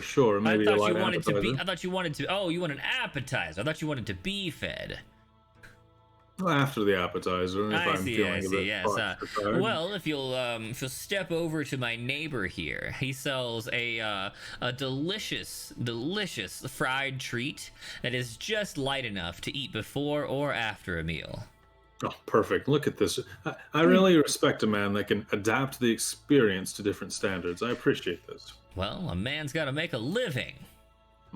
Let's see how adaptive he is. All right, what kind of fried treat are we talking? You step over to the next stall. All right, go ahead, Hawks. Do you have any raw scraps left from trimmings or something like that? No, my small friend. I'm afraid I don't. Largely, I mean, of course, they get made during the cutting, but we mix those up and then feed them to the local dogs. Oh, thanks. Can I get one of your toughest cuts of meat that's raw, please? Raw but tough. Yeah. Yes, I can certainly accommodate. Now, how much would you like, sir? Are you angry? Not a whole lot, just enough for me, please. Is Amber playing Phasmophobia? Yes. Okay. So funny. Dungeon, you're confused. I heard Amber say, "Are you angry?" And nobody randomly asked that to a microphone unless they're playing Phasmophobia. Yeah. I gotta watch that. That's the ghost hunting game, The right? ghost hunting game. Yeah. Yeah, everybody's playing it right now. I keep seeing it pop up, and I'll catch like a couple seconds of people like preparing to play it, and then I'll fall asleep or whatever. Yeah. Is it good? Come back and I actually say, Fun? yeah, it's actually pretty fun. Yeah. I really enjoy it. Maybe we can organize a little session ourselves. I lost my noodle the other night playing it with Amber. Like, Oh, it's real spooky. It's actually pretty spooky, apparently. the Oh, sound I wish for we it were all in is VR for that. the sound really gets you because it like if you play with any sort of volume and it's not like super quiet, it definitely sounds like they're right there in your ear. And That's I awesome. don't like I'd love to have like something that. that's supposed to scare the piss out of me in VR, man. That'd be so much fun. Yeah. All right, so you step back up. You say, Actually, can I just get your cheapest cut of meat, please? yes, my small friend. Here you are. And he grabs up one of the pre-wrapped pieces. This is a single copper piece. You get 2 for 1. So he probably tosses you 2. Thanks. Anytime. How about? Oh, never mind. All right. Well, all right. And then you walk off. He was gonna ask Fury if he wanted anything, but Yes, please. And I actually just say added, and I point to AV's AV, and I'm like, he's got me whenever you get his steak done. His play. I see. Avi, it occurs to me that you're riding Fury at the moment. Did you get down for this exchange? Nope. Okay, Gary just walked over there with me. So you're driving him to the next stall. My hair doesn't do that. Stop pulling on it. Oh, sorry. Over here, we can get some fried things, friend. I But go the right meat. next to the Oh, yeah. general. Sorry. Order your meat first, and then we can grab some fried gubbins. All right. He'll take out 3 copper and put it down on the at the stall. I see, sir. And what's this for? What are you looking for? Meat. Yes, sir. But would you like less good, like less of better meat, or more of worse meat? Less of better. All right. Yes, of course. You are, sir. Well, I'll give you one of our cut of our better steak and two of the little skewers. You know, a little mixture of both. You look like you need a lot of food. Thank you. Then you let yourself be driven towards the nearby stall. Yeah, basically, I'm just going to be used as a pack animal for a while. He drives you over, and the next stall over, it looks like it's all like everything that's up front is all just frying, like fry batter and like frying stations, and it's got a bunch of sticks and all sorts of shit in it, but you can't see it beneath the actively hot oils. Hey there, ho there! Looks like you came over from my nearby friend. You are looking for a before or after roll, aren't you? Indeed, yeah. I'm about to bite into his fanciest cut of meat over there. What's your best fried fancy object? cut. Well, I have got you, sir. I want a new adventure. Don't you worry. Are you looking for the adventure of spice or the adventure of aroma? Give me something truly aromatic. I have got it in.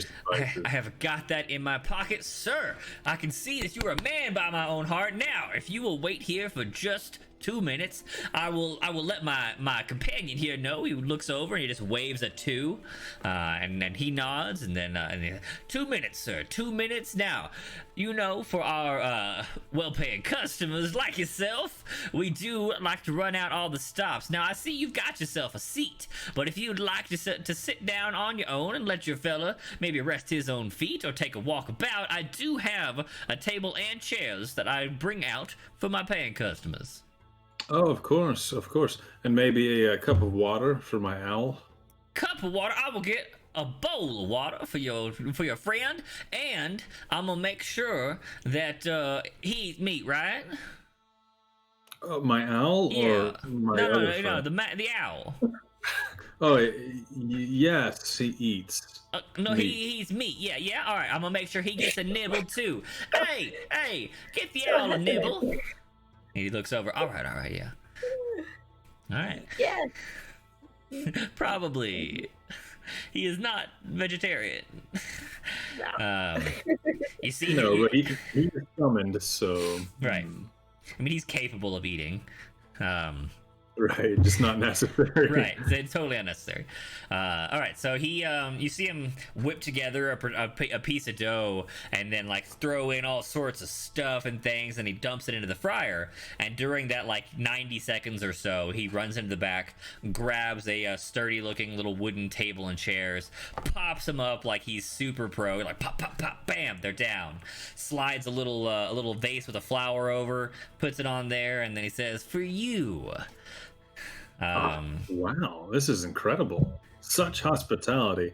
I think I'm going to enjoy my time on the peninsula. Oh, sir.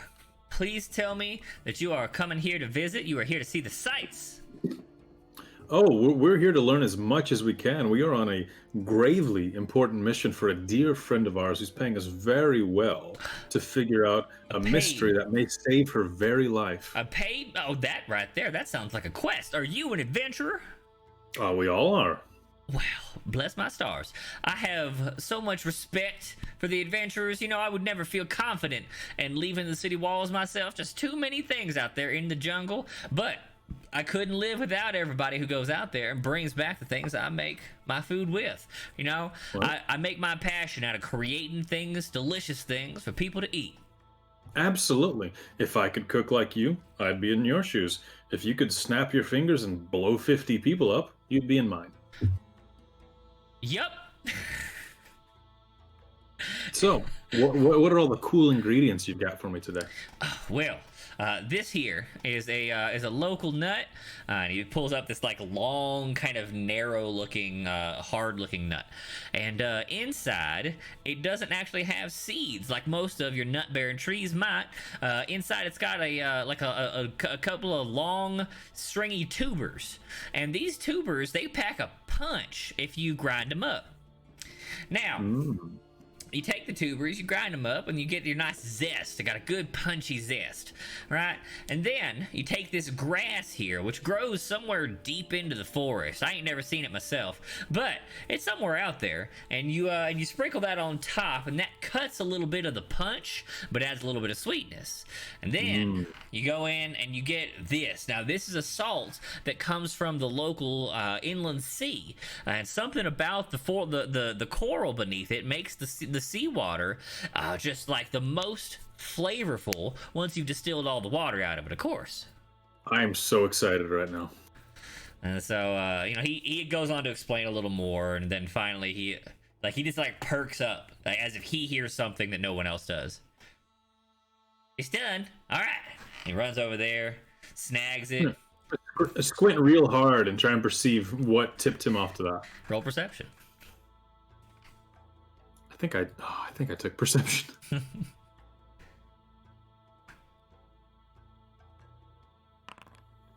20. Yes. You listen real hard, and if you had to guess, it must just be that when it's done, the sound of the frying oil is just it's just right. And he runs over there, snags it out on with a pair of tongs, dishes it up on a plate, hops over to the nearby stall, snags the your high value, high fat cut, comes back to the table. You've got a perfectly seared, small, high fat, good quality meat steak, and a roll that is like a local specialty. Wow, this looks wonderful. Now, is there sir, a stand for my owl? You know what? He can perch right up here, sir. We got plenty of space on the countertop, and we don't use it for nothing but putting plates on. Now, sir, if don't poop up there, Obo. I issue the command to don't poop to Obo. All right. He hoots in your mind. Whoo.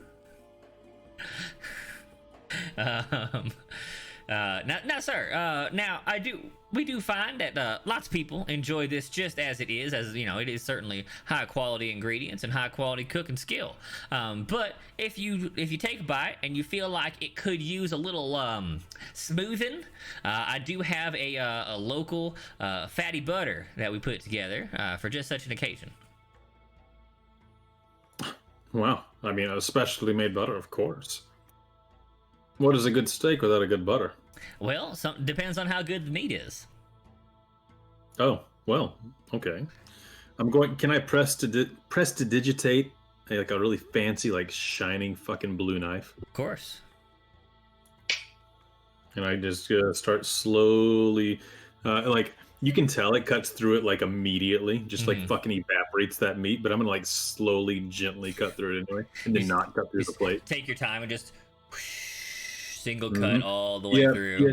No, just like just a little bit at a time. Okay, so you take your time, like inch by inch. Yeah. Okay.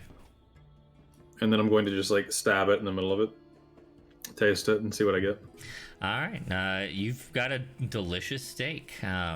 You have probably had better cuts of meat you're more familiar with, but for your first time tasting dinosaur, it is very flavorful, a little on the pungent side. Like you're gonna smell this meat for a long time, but in general, it's quite tasty. Well, I'm glad you stopped me. You're right. Doesn't even need butter. What perfect meat. Well, thank you, sir. Hey, he likes it. Oh, good. How about the roll? Let's try that. Oh, please do. I reach down, grab the thing, and good and hot. It is fried on the outside, so nice and crisp right at the surface, but as soon as you bite in, you get that nice gooey warm bread taste, that really nice mouthfeel of extremely fresh roll. And then you get like you chew one, you bite in once and basically make a sandwich of bread, so you're holding the spice in, so you gotta chew another time, and then boom, you hit this nice, just real punchy punch of like unfamiliar flavors with just a really rare tasting salt. Oh, I do pick up the strange sea salt. I can't say I've ever had a flavored salt before. Apparently this really amused Kosher. Yes, it did. Bread. Yeah. That's me right now. I take the fried piece of bread and just take a huge bite out of it. Oh, it is so good. I'm gonna walk up next to Avi, and I'm just You got your talking down. You got your skewer and you're just like tearing it to pieces. Yeah, and then in the middle of it, I just say to him, "You know it's not even really a expensive cut of meat."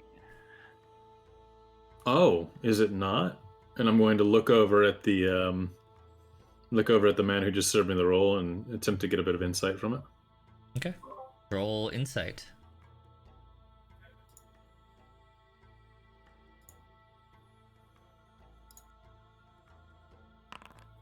Oh, fucking A. Oh, God, my problem is I experimented so much that I think I have these skills and I don't.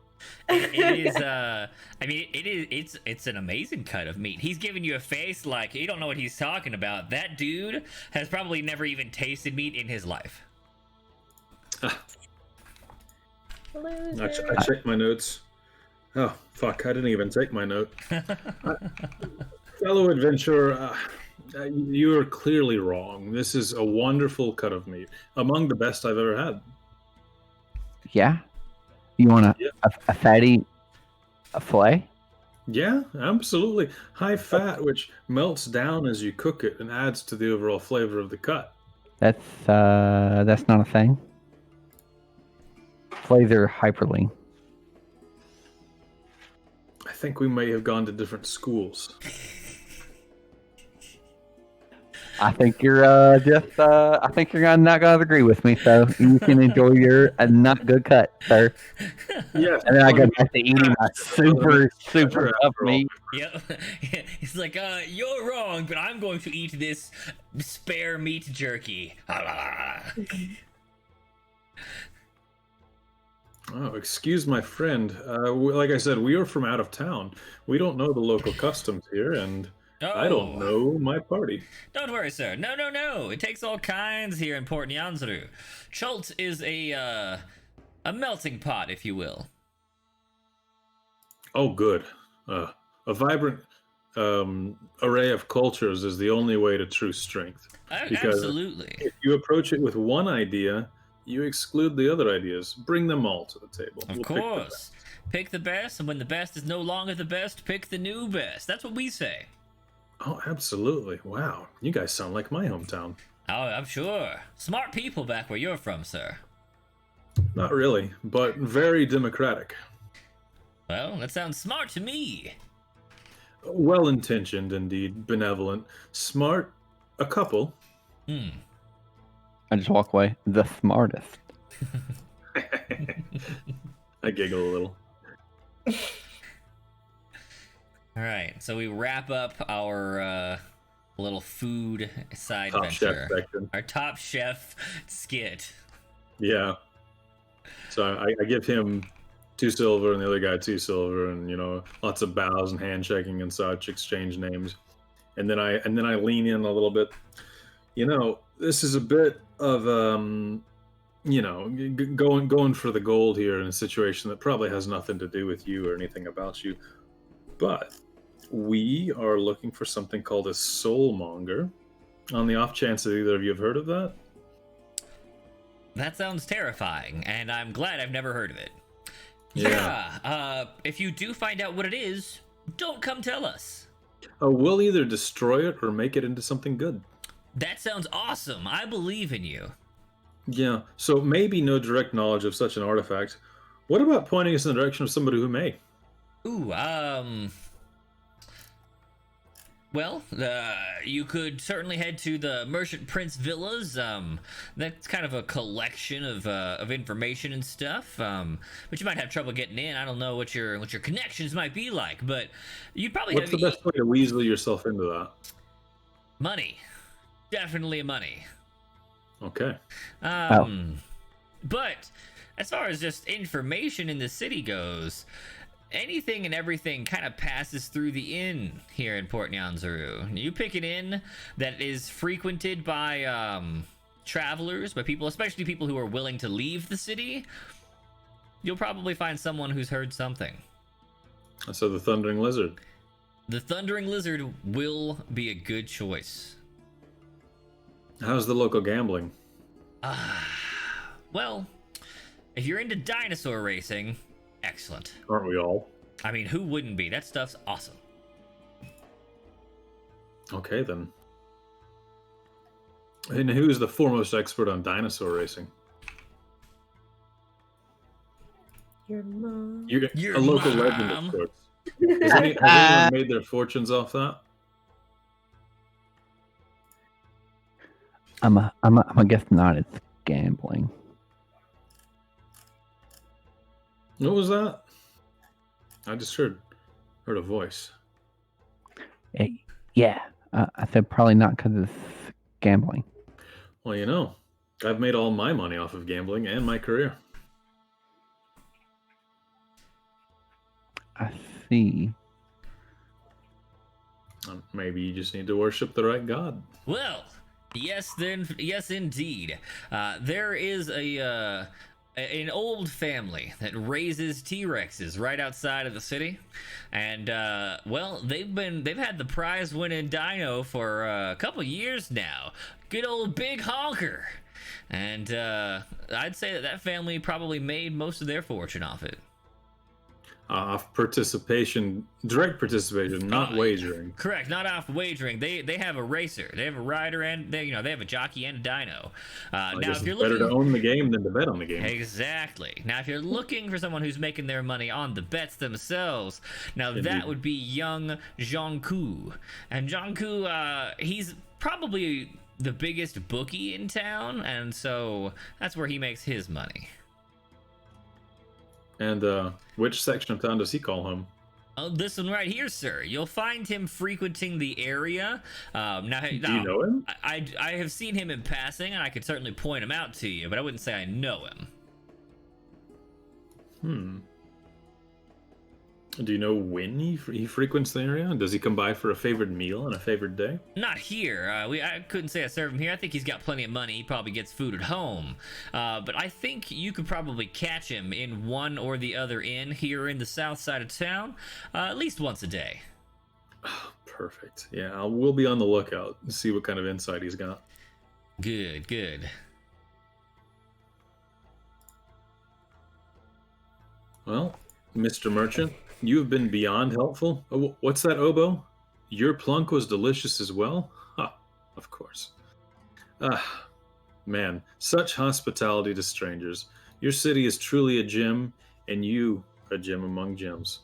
Well, sir, that might be the nicest compliment I've ever gotten. What about you there? Yeah, good folks. All right. Well, if you ever need some dino meat, feel free to come on by.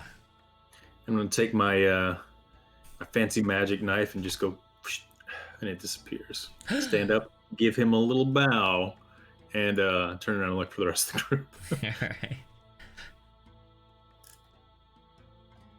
Party, what are you doing? I've been sitting at a table, eating my skewers, watching this shit show go down of pretend noble bullshit. So that's been fun. I'm trying to get a survey on the area, see if I can notice any particular things going on among the people watching. Yeah, trying to figure out where the local store is so I can maybe purchase a dinosaur. Okay. You like to ask around, or are you just looking? I'm just looking for now. Okay. Looking around, you do eventually, like, if you're willing to wander a bit, you'll be able to find a stable. Nice. Okay.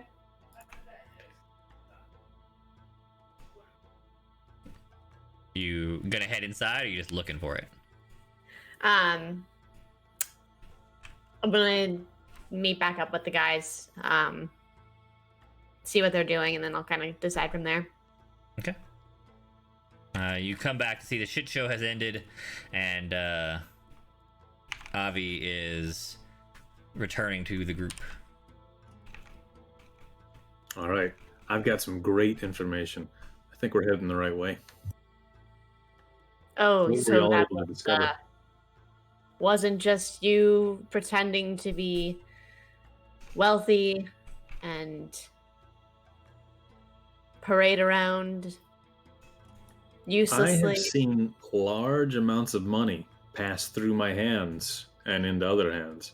I mean, maybe not wealth directly, but I know what it entails. I like this general person. Yeah, she's pretty cool. She speaks her mind. Not very hard to read at all. I like it. Well, if you have information, I think you should share it with the rest of us so that we're clear on Of course. anything that we need to be doing. Here's my plan. So, we go over to the Thundering Lizard, right? And Hawks, I you gotta come with me. Yoink. ooh, that's an honor to ride on him. He's a very strong transportation. Get your grubby hands off me. We're going to go find map. Oh, a map. Hawks, Fuck. Hawks, make a acrobatics check.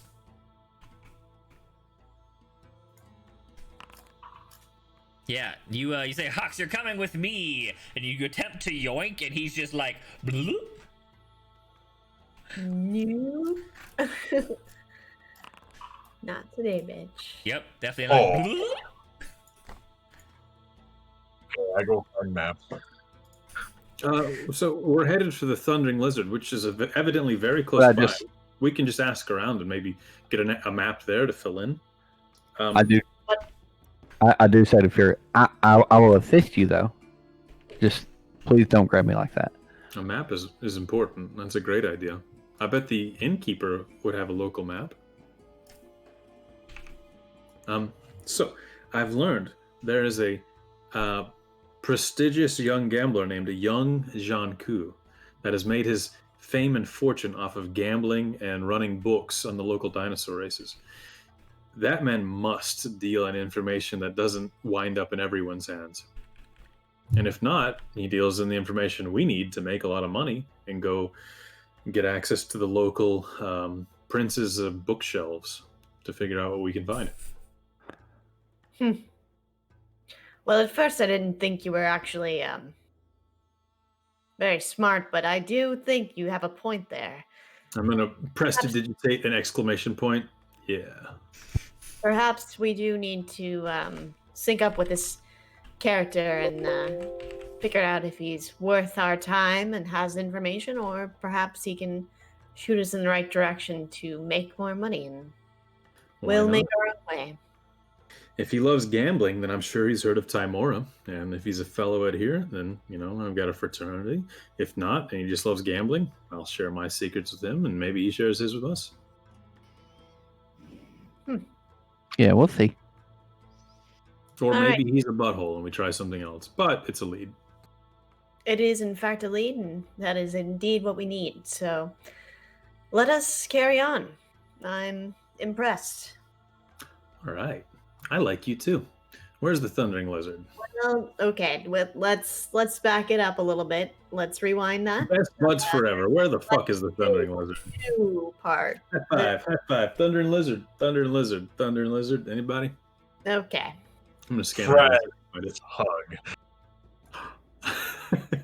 And I'll backflip into his arms as soon as he says that. Roll dexterity. Or acrobatics. Roll acrobatics, I guess. See if you can backflip into his arms. 17, yes, you have a very accurate backflip. Oh, look at that. Already making friends. Friend hug indeed. Okay, so you I'm gonna throw up my mouth. And then I'll scoodle up his shoulder and just perch there. My owl, I'm sure, is freaked right the fuck out on top of my head. Oh no! As soon as you try to the owl didn't even move. As soon as you try to backflip, the owl's like, "What the fuck?" and he jumps off and he's flapping. Hoot is very upset. Obo, And I'm gonna prestidigitate a fake treat and give it to him. He eats it eagerly. Mm. All right, so you head a little more southward to find the Thundering Lizard. I don't know if I have any special. It's a cool name. Nope, I don't. Okay. Way more welcoming than Tomb of Annihilation. Yes. Or Kaya, even more welcoming than Kaya's House of Repose. That's true. I think that sounds suspicious. About, like if you put House of Repose in there. I'm pretty sure that's like a morgue. Right. Or a Saffron Guild. Yeah, true. All right, yeah. You hear the Thundering Lizard before you come around the corner and see it. There sounds like there's some sort of raucous hubbub already going on. You come around the corner and there is a large 3-story inn with a big sign out front that has like a triceratops and a pair of drums in front of it. The Thundering Lizard Inn.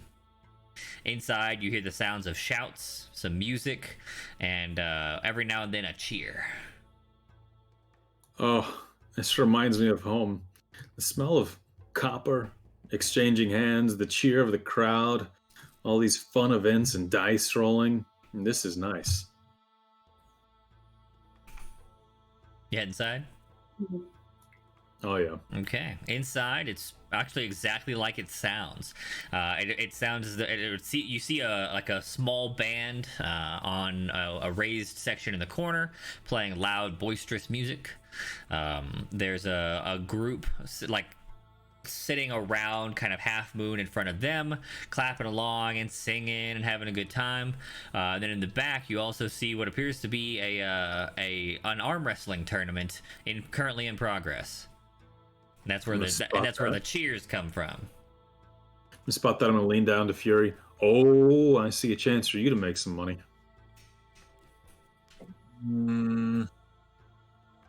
You're twice the size of those guys. I bet you could rip their arms off.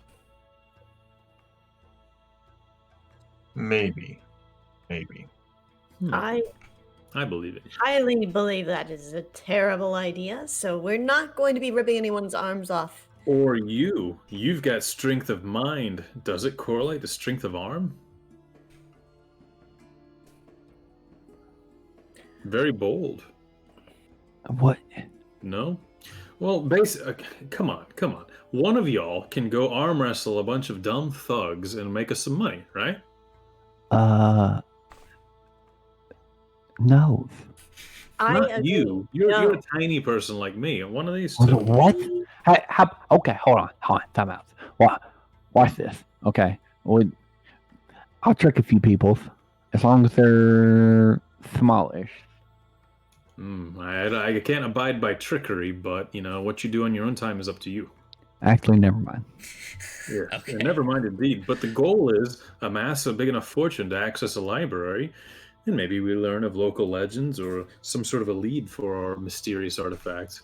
Oh, or just charm the pants off some strange, illustrious strangers in here and see if we can get a hint. But must we do something so lowly as arm wrestle to do this? Oh, really? Look at the size of this guy. He could crush them. Okay, big guy, you're going to come with me. We're going to go... I can't say I love these libraries or condone that sort of an action, but you're built for what you're built for.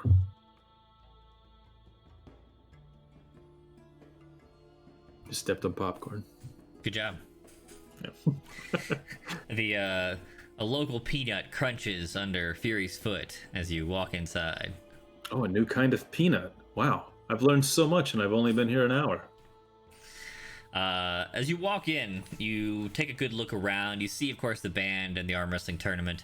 There's a big, wide bar with several servers behind it. You see that this inn gets a lot of traffic. Serves a lot of meals. Serves a lot of drinks. Has a lot of space upstairs for rooms. It's probably quite regularly populous. What do you want to do? Look for the bookie section.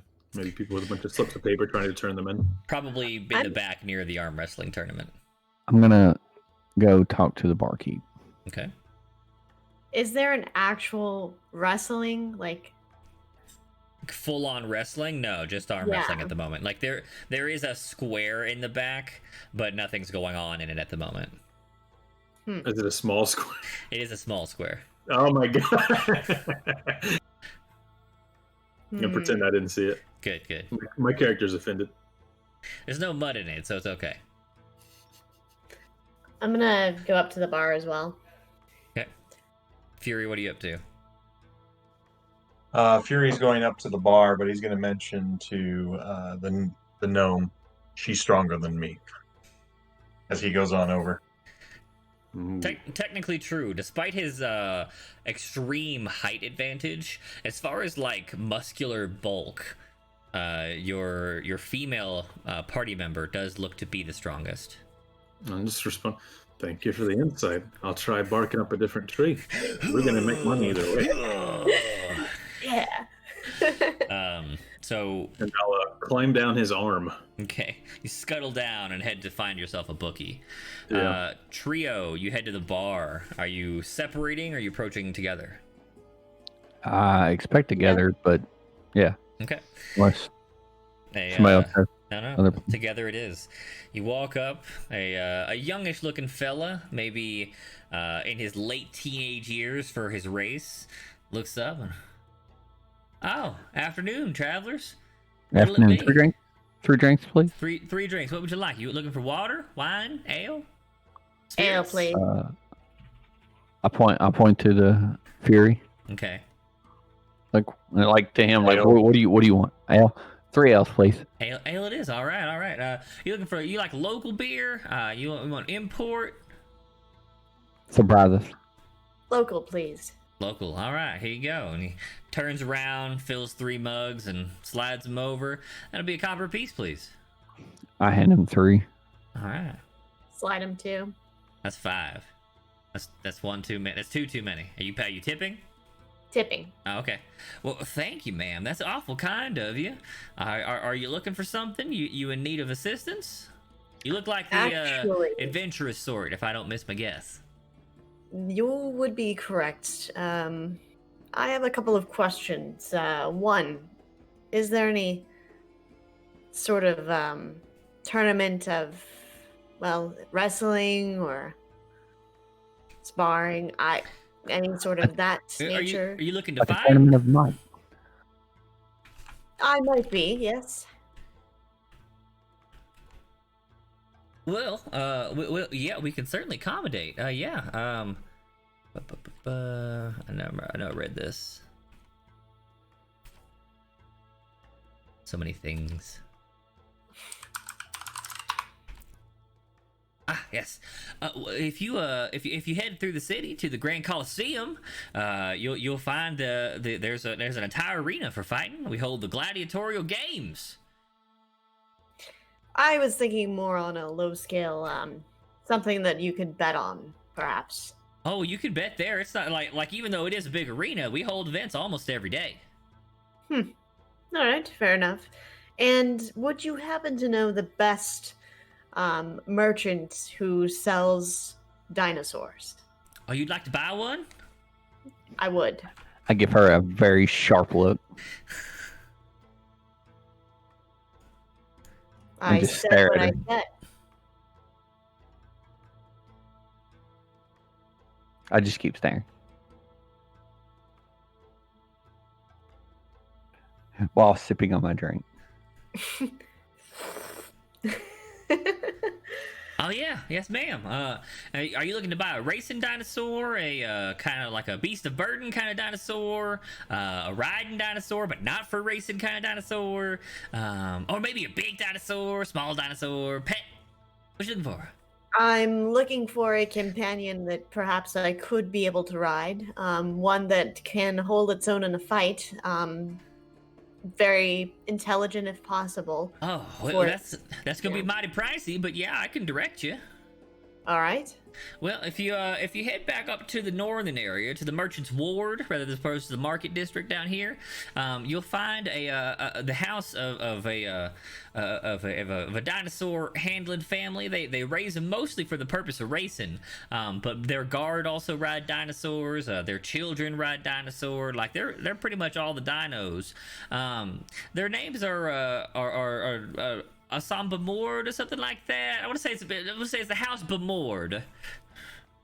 And if you head up there, and you impress yourself upon them. I mean, they're a well-to-do family, not necessarily mercantile. So buying from their stock's going to be something that they're going to have to like you for. You can't just show up and be like, "Hey man, sell me a dino" or something. No, I can understand that. I think that's all I need, though. Thank you for your service and for your insight today. Glad to be of help. I mean, anyone who's willing to pay for information is going to hear some information here in Cholt. Oh, by the way, have you ever heard of a soulmonger? No, that sounds fucking terrifying, though. Indeed it is. Well, thank you. And then I walk away. Okay.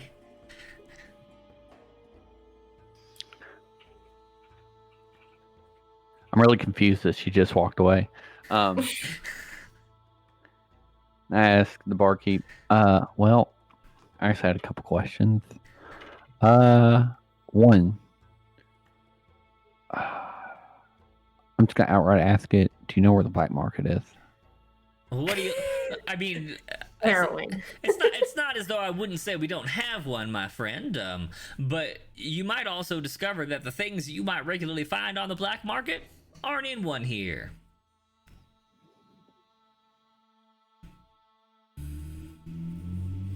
What do you mean? Like you're just looking for some. Let's say you're looking for a particular poison. Well, the poisons here sold here in the city are here on the open market. Okay. Let's say I was looking for a dinosaur that looked much like myself. Are you looking to buy a kobold slave, sir? That's what I said. I know it's what you said, and I'm asking you to confirm it. Yes, sir. Well, now we don't deal a lot in slavery, as it's just not really necessary. There's a lot of labor to go around, I suppose.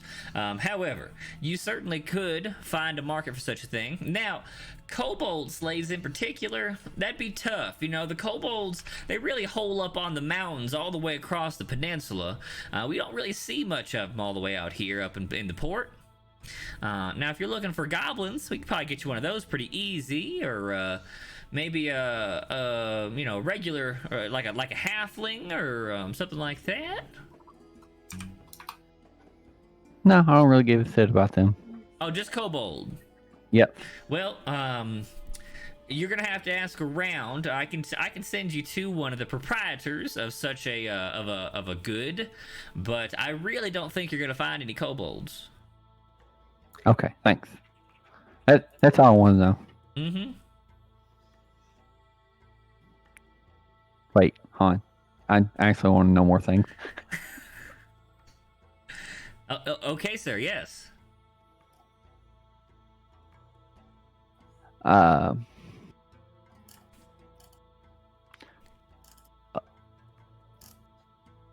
Where would one go to find someone that would be very knowledgeable about the races and that might be able to talk to the dinosaurs?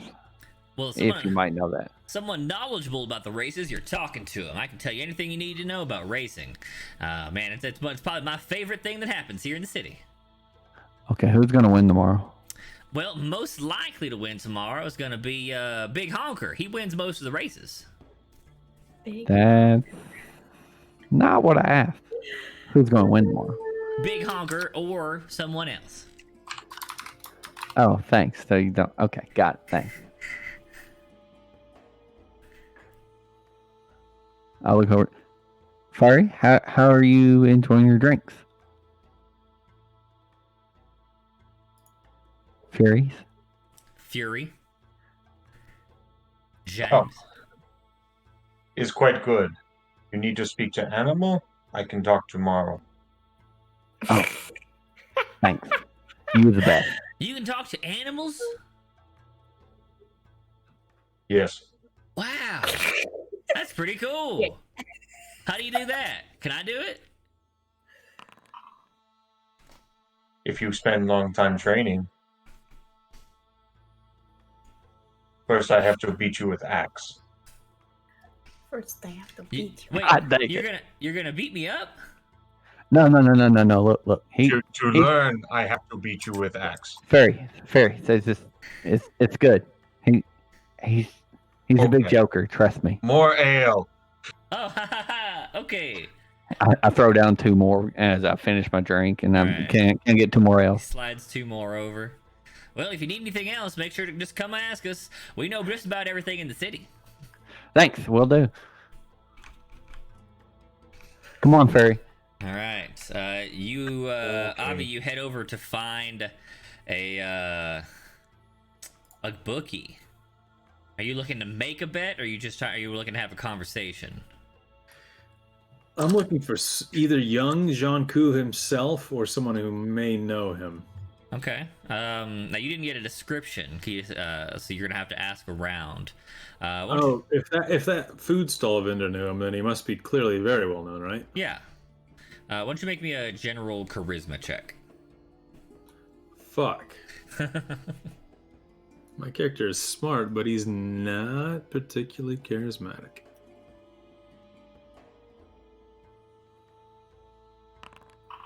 Ah, Yep. yes.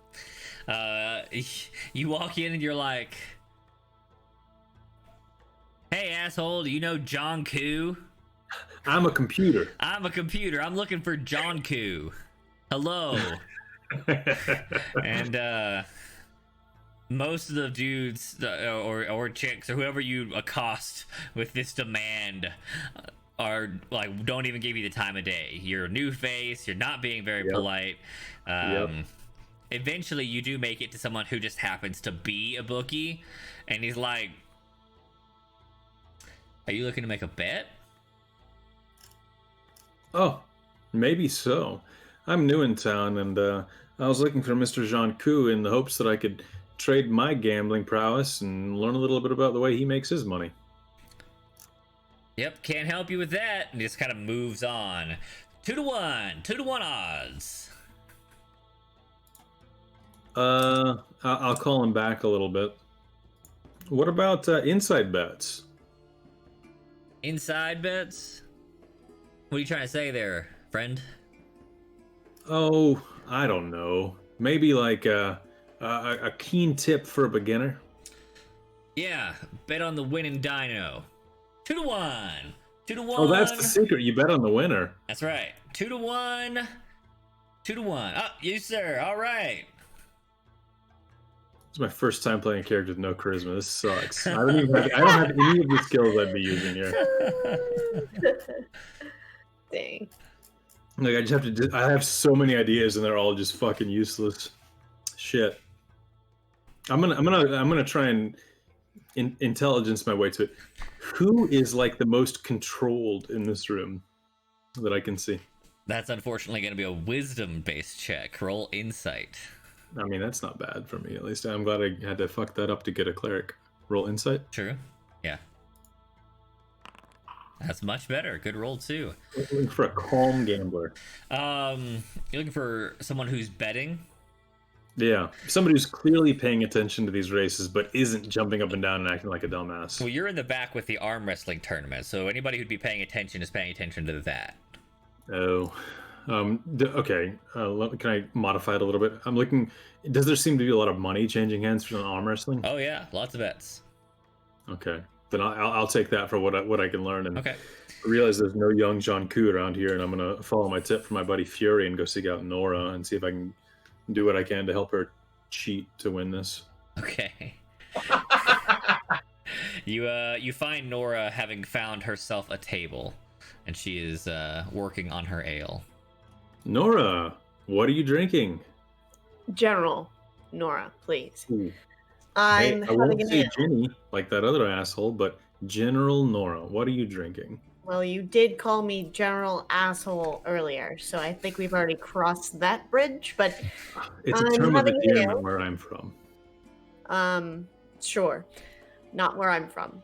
Uh, I'm trying to have an ale, peacefully, trying to get a lay of the land here.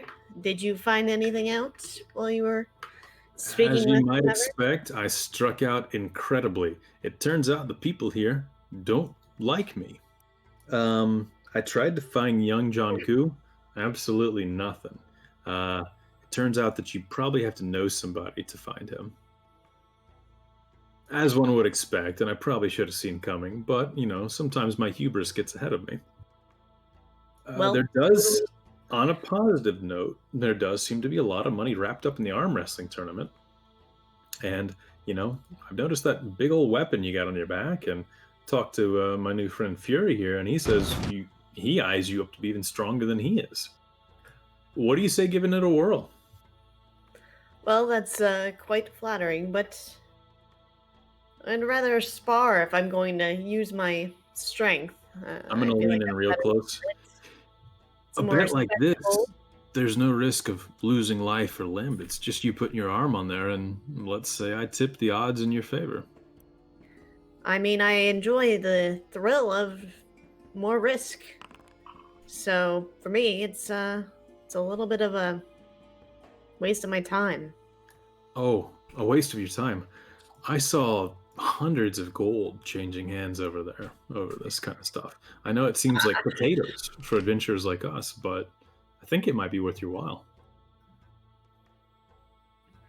Well, I do want to purchase a likely very expensive companion, so You see me just perhaps you're right. obviously make a fist in the air as he's realized that, he might be able to get you to sign up for this.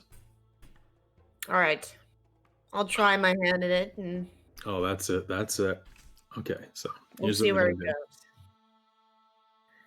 This is me taking one for the team, though. I don't want this to be something that you think will happen again and again. I prefer to keep my stature well off instead of putting myself in a position lowly like this. But You're above the arm wrestling. Well, I'll tell you what. We make enough money here.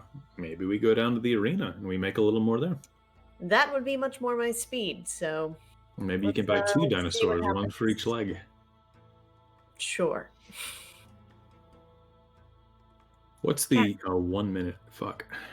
Okay, so go ahead and sign up for the arm wrestling tournament.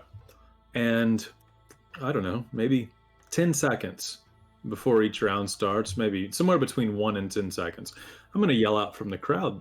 I want you to really listen for my voice. And I'm going to offer you a little bit of keen insight as to how you need to beat your opponent, or maybe just a little bit of cheer. What makes you assume that you're going to know what I need to do to beat my opponent? Wouldn't you assume that I have the capability of doing that myself? You are very strong and capable, but with my guidance, you might be even better. As he Sure. says this, Nora, you hear a real loud, like right next to you. Suddenly, the kobold is seated in a chair, maybe 2 inches from your left side. Yes, Hawks, can I help you? Oh, I just kind of overheard your conversation that's going on right now. Yeah, we're on the way, man. We can do this. Yeah.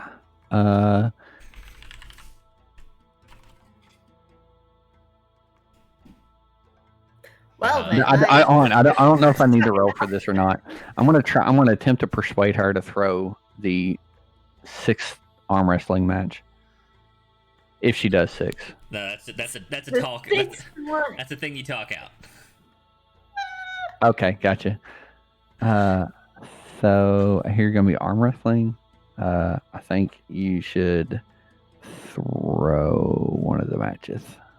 Once you kind Why of would I do that? so we can make a Self-respect. shitload of monies. She has self-respect and strength. That's So no. you're going to bet against. On the 6th person, yeah. And you should definitely just kind of lose. Because by then, it's the stronger people. And we make twice as much. Or if we bet on her until then, and then we bet against her. Whenever the big strong guy here goes to arm wrestler, and then she loses. And then, because at that point, the odds will be way in our favor. And there's bending the rules in your favor, and then there's cheating, and I can't condone cheating. I have too much respect for others and myself, and I will not steep that low. I'm already going below my standards by putting myself in this ridiculous position anyway, so no, I'm not going to throw it.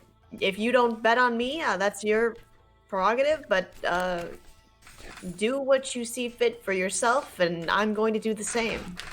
Do you want that dinosaur or not, Generals? What'd you say? Do you want that dinosaur or not, Generals? Because this would certainly get you pretty much any dinosaur you want. If I can't get this dinosaur the right way, I'm not going to get it. Period. If you say so. Listen, Hawks, we need to have a conversation right now, and this goes for everybody here. I'm going to whistle and try and summon Fury over. I'm a straightforward person. I pride myself on being honorable. Sometimes I've had to do some very disturbing things in my life, in war.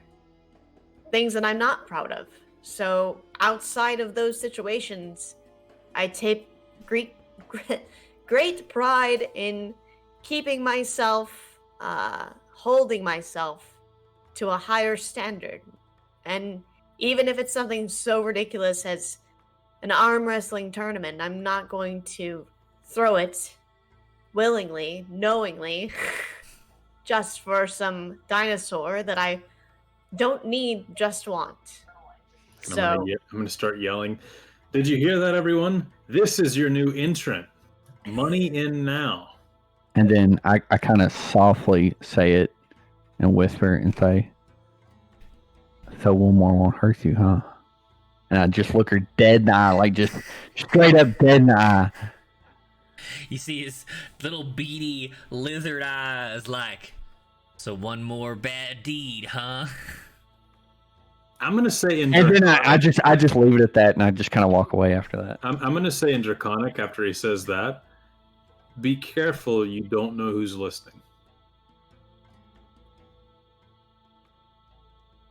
And then I'm gonna turn Nora. You got no clue. This is gonna be. It's gonna sound real weird. You're gonna hear blah blah blah blah. Yep, definitely confused. And then I'm gonna turn to you and be like, "Let's go win some money." All right. Let's go win some money. So you walk up. I'm gonna prestidigitate fucking sparklers out of both fingers, walking in front of her as we walk up. You're gonna hype man for Nora. Oh my god! I'm gonna try and get as much money on the table as possible, so that when we clean this up, there's sponsorships, there's all kinds of things we can look for. Roll me a persuasion check. Ah, fucking A. My ideas are always wrong. All of your ideas are charisma based. They are. And every character I've ever played has been tied into charisma. If only you'd played Sorcerer. Very true. Very true. And it even had the stuff that I needed. You could have been Divine Soul Sorcerer and used all of this charisma you want. But then who are we going to have investigate the history of Arcana, man? That's true. Yeah. Okay, wait, sorry, what am I rolling? Persuasion. Oh my god. A good roll. All right, yeah. You hype man. You run up, you call attention, you point her out, a lot of faces turn. As soon as the match that's going on ends, everyone kind of at least glances over. The unofficial, master of the tournament, basically just the head bookie in the room, walks over and says, Whoa now. You say you're looking to enter the tournament. Ma'am. Is it ma'am? The general. She is Yeah, no, the general. he's not even looking at you. He knows you're not I'm gonna entering. aim my sparklers in his eyes. That's the general. You approach her with respect. Oh, yes, of course. Respect. Ma'am, the general, is it? You're looking at the tournament. That's correct. She's looking to win the tournament, asshole. Win the tournament. It's Right. fine. Of course. So tournament style here is real simple. We don't really have a big winner or loser unless someone actually defeats everyone who wants to play. You got it. You go until you lose, and you win what you win. Bets go on every round, and the odds change at the start of every match. You sit down, you lose, you're out for the day. I fair. think that they're very fair terms, and I'm ready to proceed. It's a 2 gold General, entry don't fee. waste your breath on this asshole. I'll represent you. The terms sound fair. We'll proceed. It's a 2 gold entry fee. Of course. You'll win 2 gold if you win your first match, and then a stacking gold per match after. So 2 gold for your first, 3 for your second, 4 for your next, etc. All right. I mean, there's certainly some money to be made there, and just, gold's nothing to shirk at. But if you're really looking to make it big, the betting is the way to go.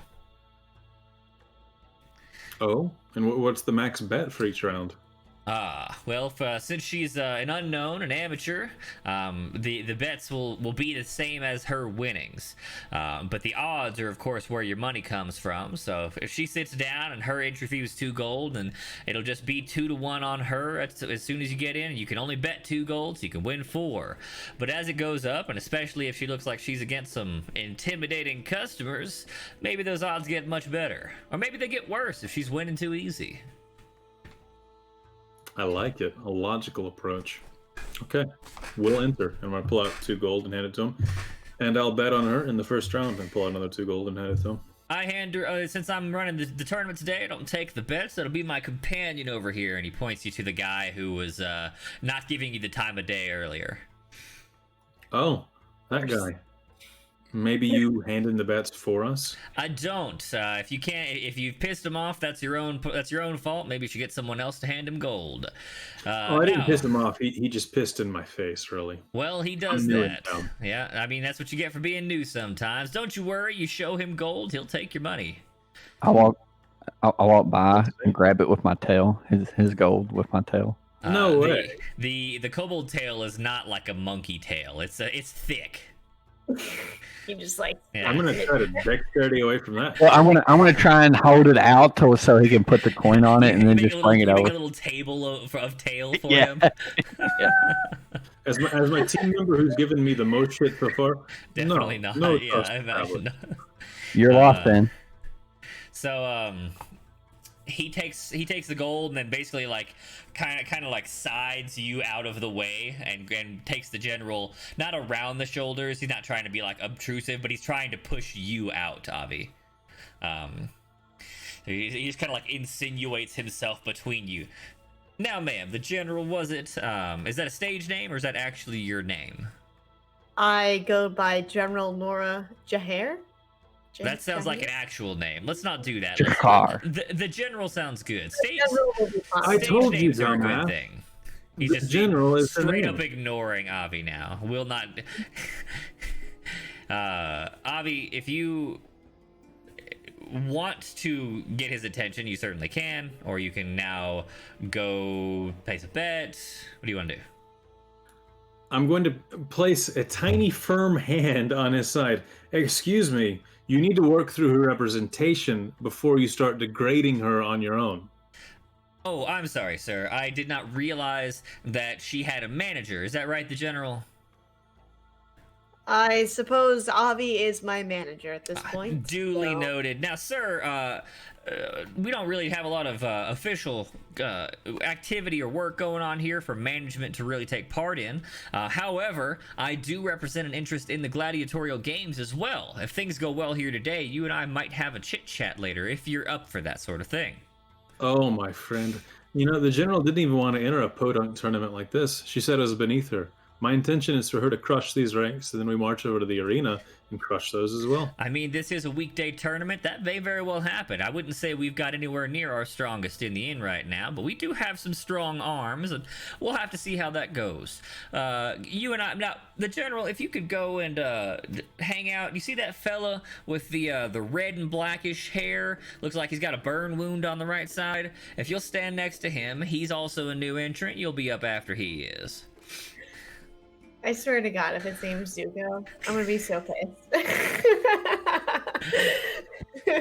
I'm too old for these references. That's Avatar: The Last Airbender. I gotta watch it. I keep forgetting you haven't seen it. Yeah. I'm gonna fight you. You Oh, need to watch You it. do. I was too busy Dragon Balling in my childhood. Unimpressed. Unfortunate. Anyways, so he takes you aside, and now since you're a much more schmoozy type, he feels confident in putting in like touching you. So like he'll put an arm down on your shoulder. Since you're much shorter, he can't like put an arm around the shoulder. So just like he'll put an arm like like around the shoulder, like upper back kind of area. Now you're managing Perfect. I'm gonna cut him off. The name's Avi. I don't believe I caught yours. Avi. Well, I go by Jonku. Get the fuck out of town. I've been trying to find you for a solid hour. Have you? Well, if you hadn't pissed off at my friend over there, he probably would have pointed me out. But no harm done. He's a little touchy. I'm not really a people person. I can tell, and I don't mean that offensively. It's okay. It's a wizard thing. I've made my way through my ranks and lived up through my roots. Growing up around casinos, I truly feel like. Well, we don't. We have never convinced the merchant princes that they ought to open a casino. They feel like it's a little too random with their money. You know, the funny thing about randomness is, if you've got the right god, maybe it's not so random. Ah, you're one of those. What was his name? Timura. Taimura. Oh, her name is Taimura, and my apologies. I can promise you, if you mind your P's and Q's, you live your life in a generally good way, and you pay her your respects, you won't be surprised when you make a shitload of money off of gambling. I would not call my life good. I would not connect that word with most of my activities. But I will take it under consideration. I hadn't really put a lot of thought into the good works of gambling. Oh, I feel like you may have just opened the roots to a great business venture if you're interested. I think we've got a little temple out to your goddess out there somewhere, don't we? Mm-hmm. I feel like is it the Anchorage? It's in one of the slums. No. I heard earlier it's in the throat. I haven't visited it myself, but that might be a bit of sleight of hand. If they're truly worshiping and following Timura, they're loaded. Somebody's loaded. The people Indeed. who control the slums are definitely a little bit of a mystery here in town. Anyways, it's not one of the merchant princes. Oh, I mean, technically it is, right? They own the whole place, but somebody who owns something and somebody who runs something aren't always the same. That's true. I suppose it gets lost in the shuffle if your fortune's too vast. Especially if, by the wealth gap between the slums and the prince are, quite large. But hold on just a moment here. You wanted to place a bet, and your girl's about to come up. Oh, absolutely. Now, I wasn't lying when I said I don't handle bets. Whoever's running the game doesn't touch the money. So if you will, he snaps his fingers a little bit, and your not so pal comes hustling over. Hey, you found Jonku. Good job. Yeah, life has an interesting way of, bringing like amid to like, despite certain obstacles.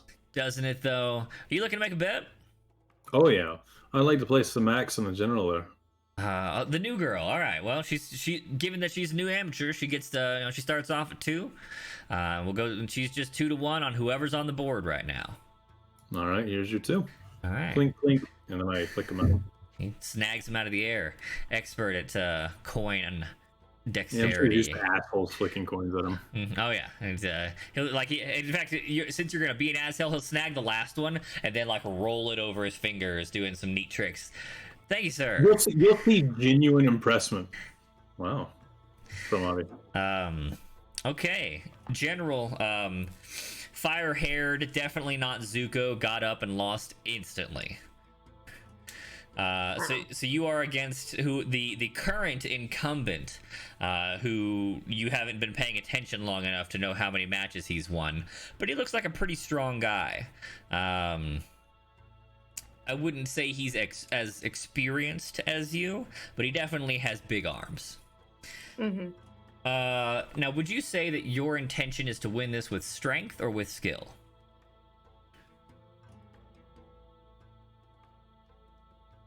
I'm gonna say skill. Okay.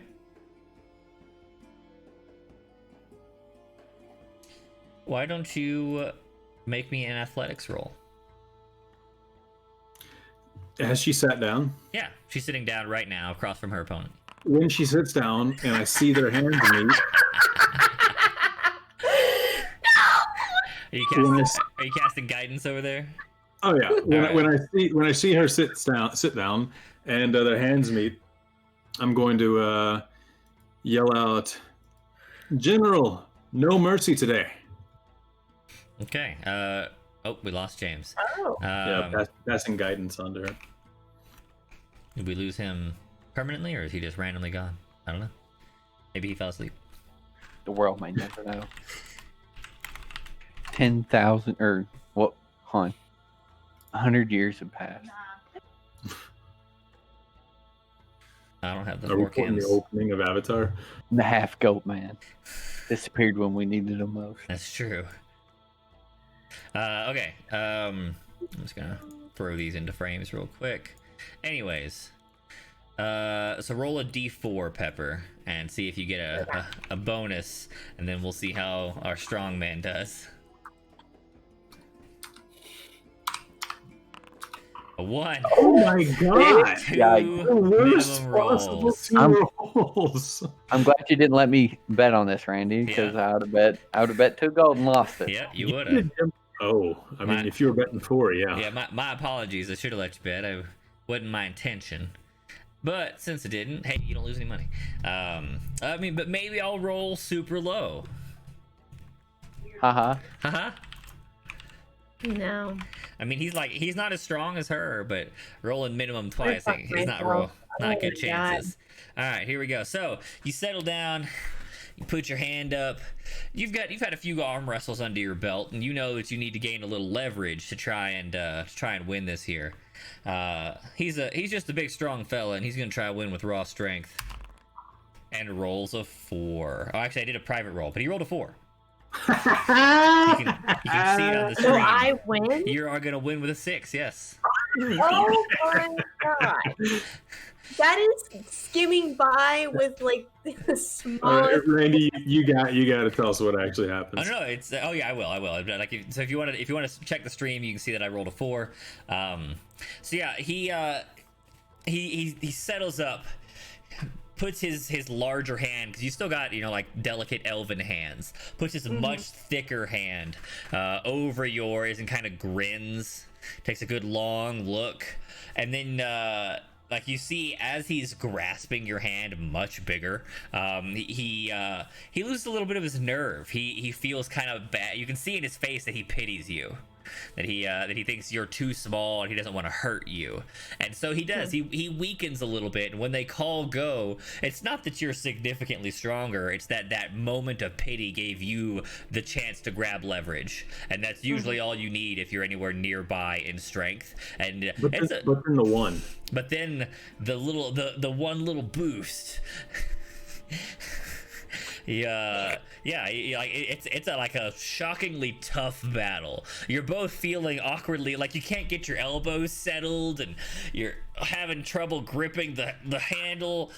But eventually, you push him down. There's like a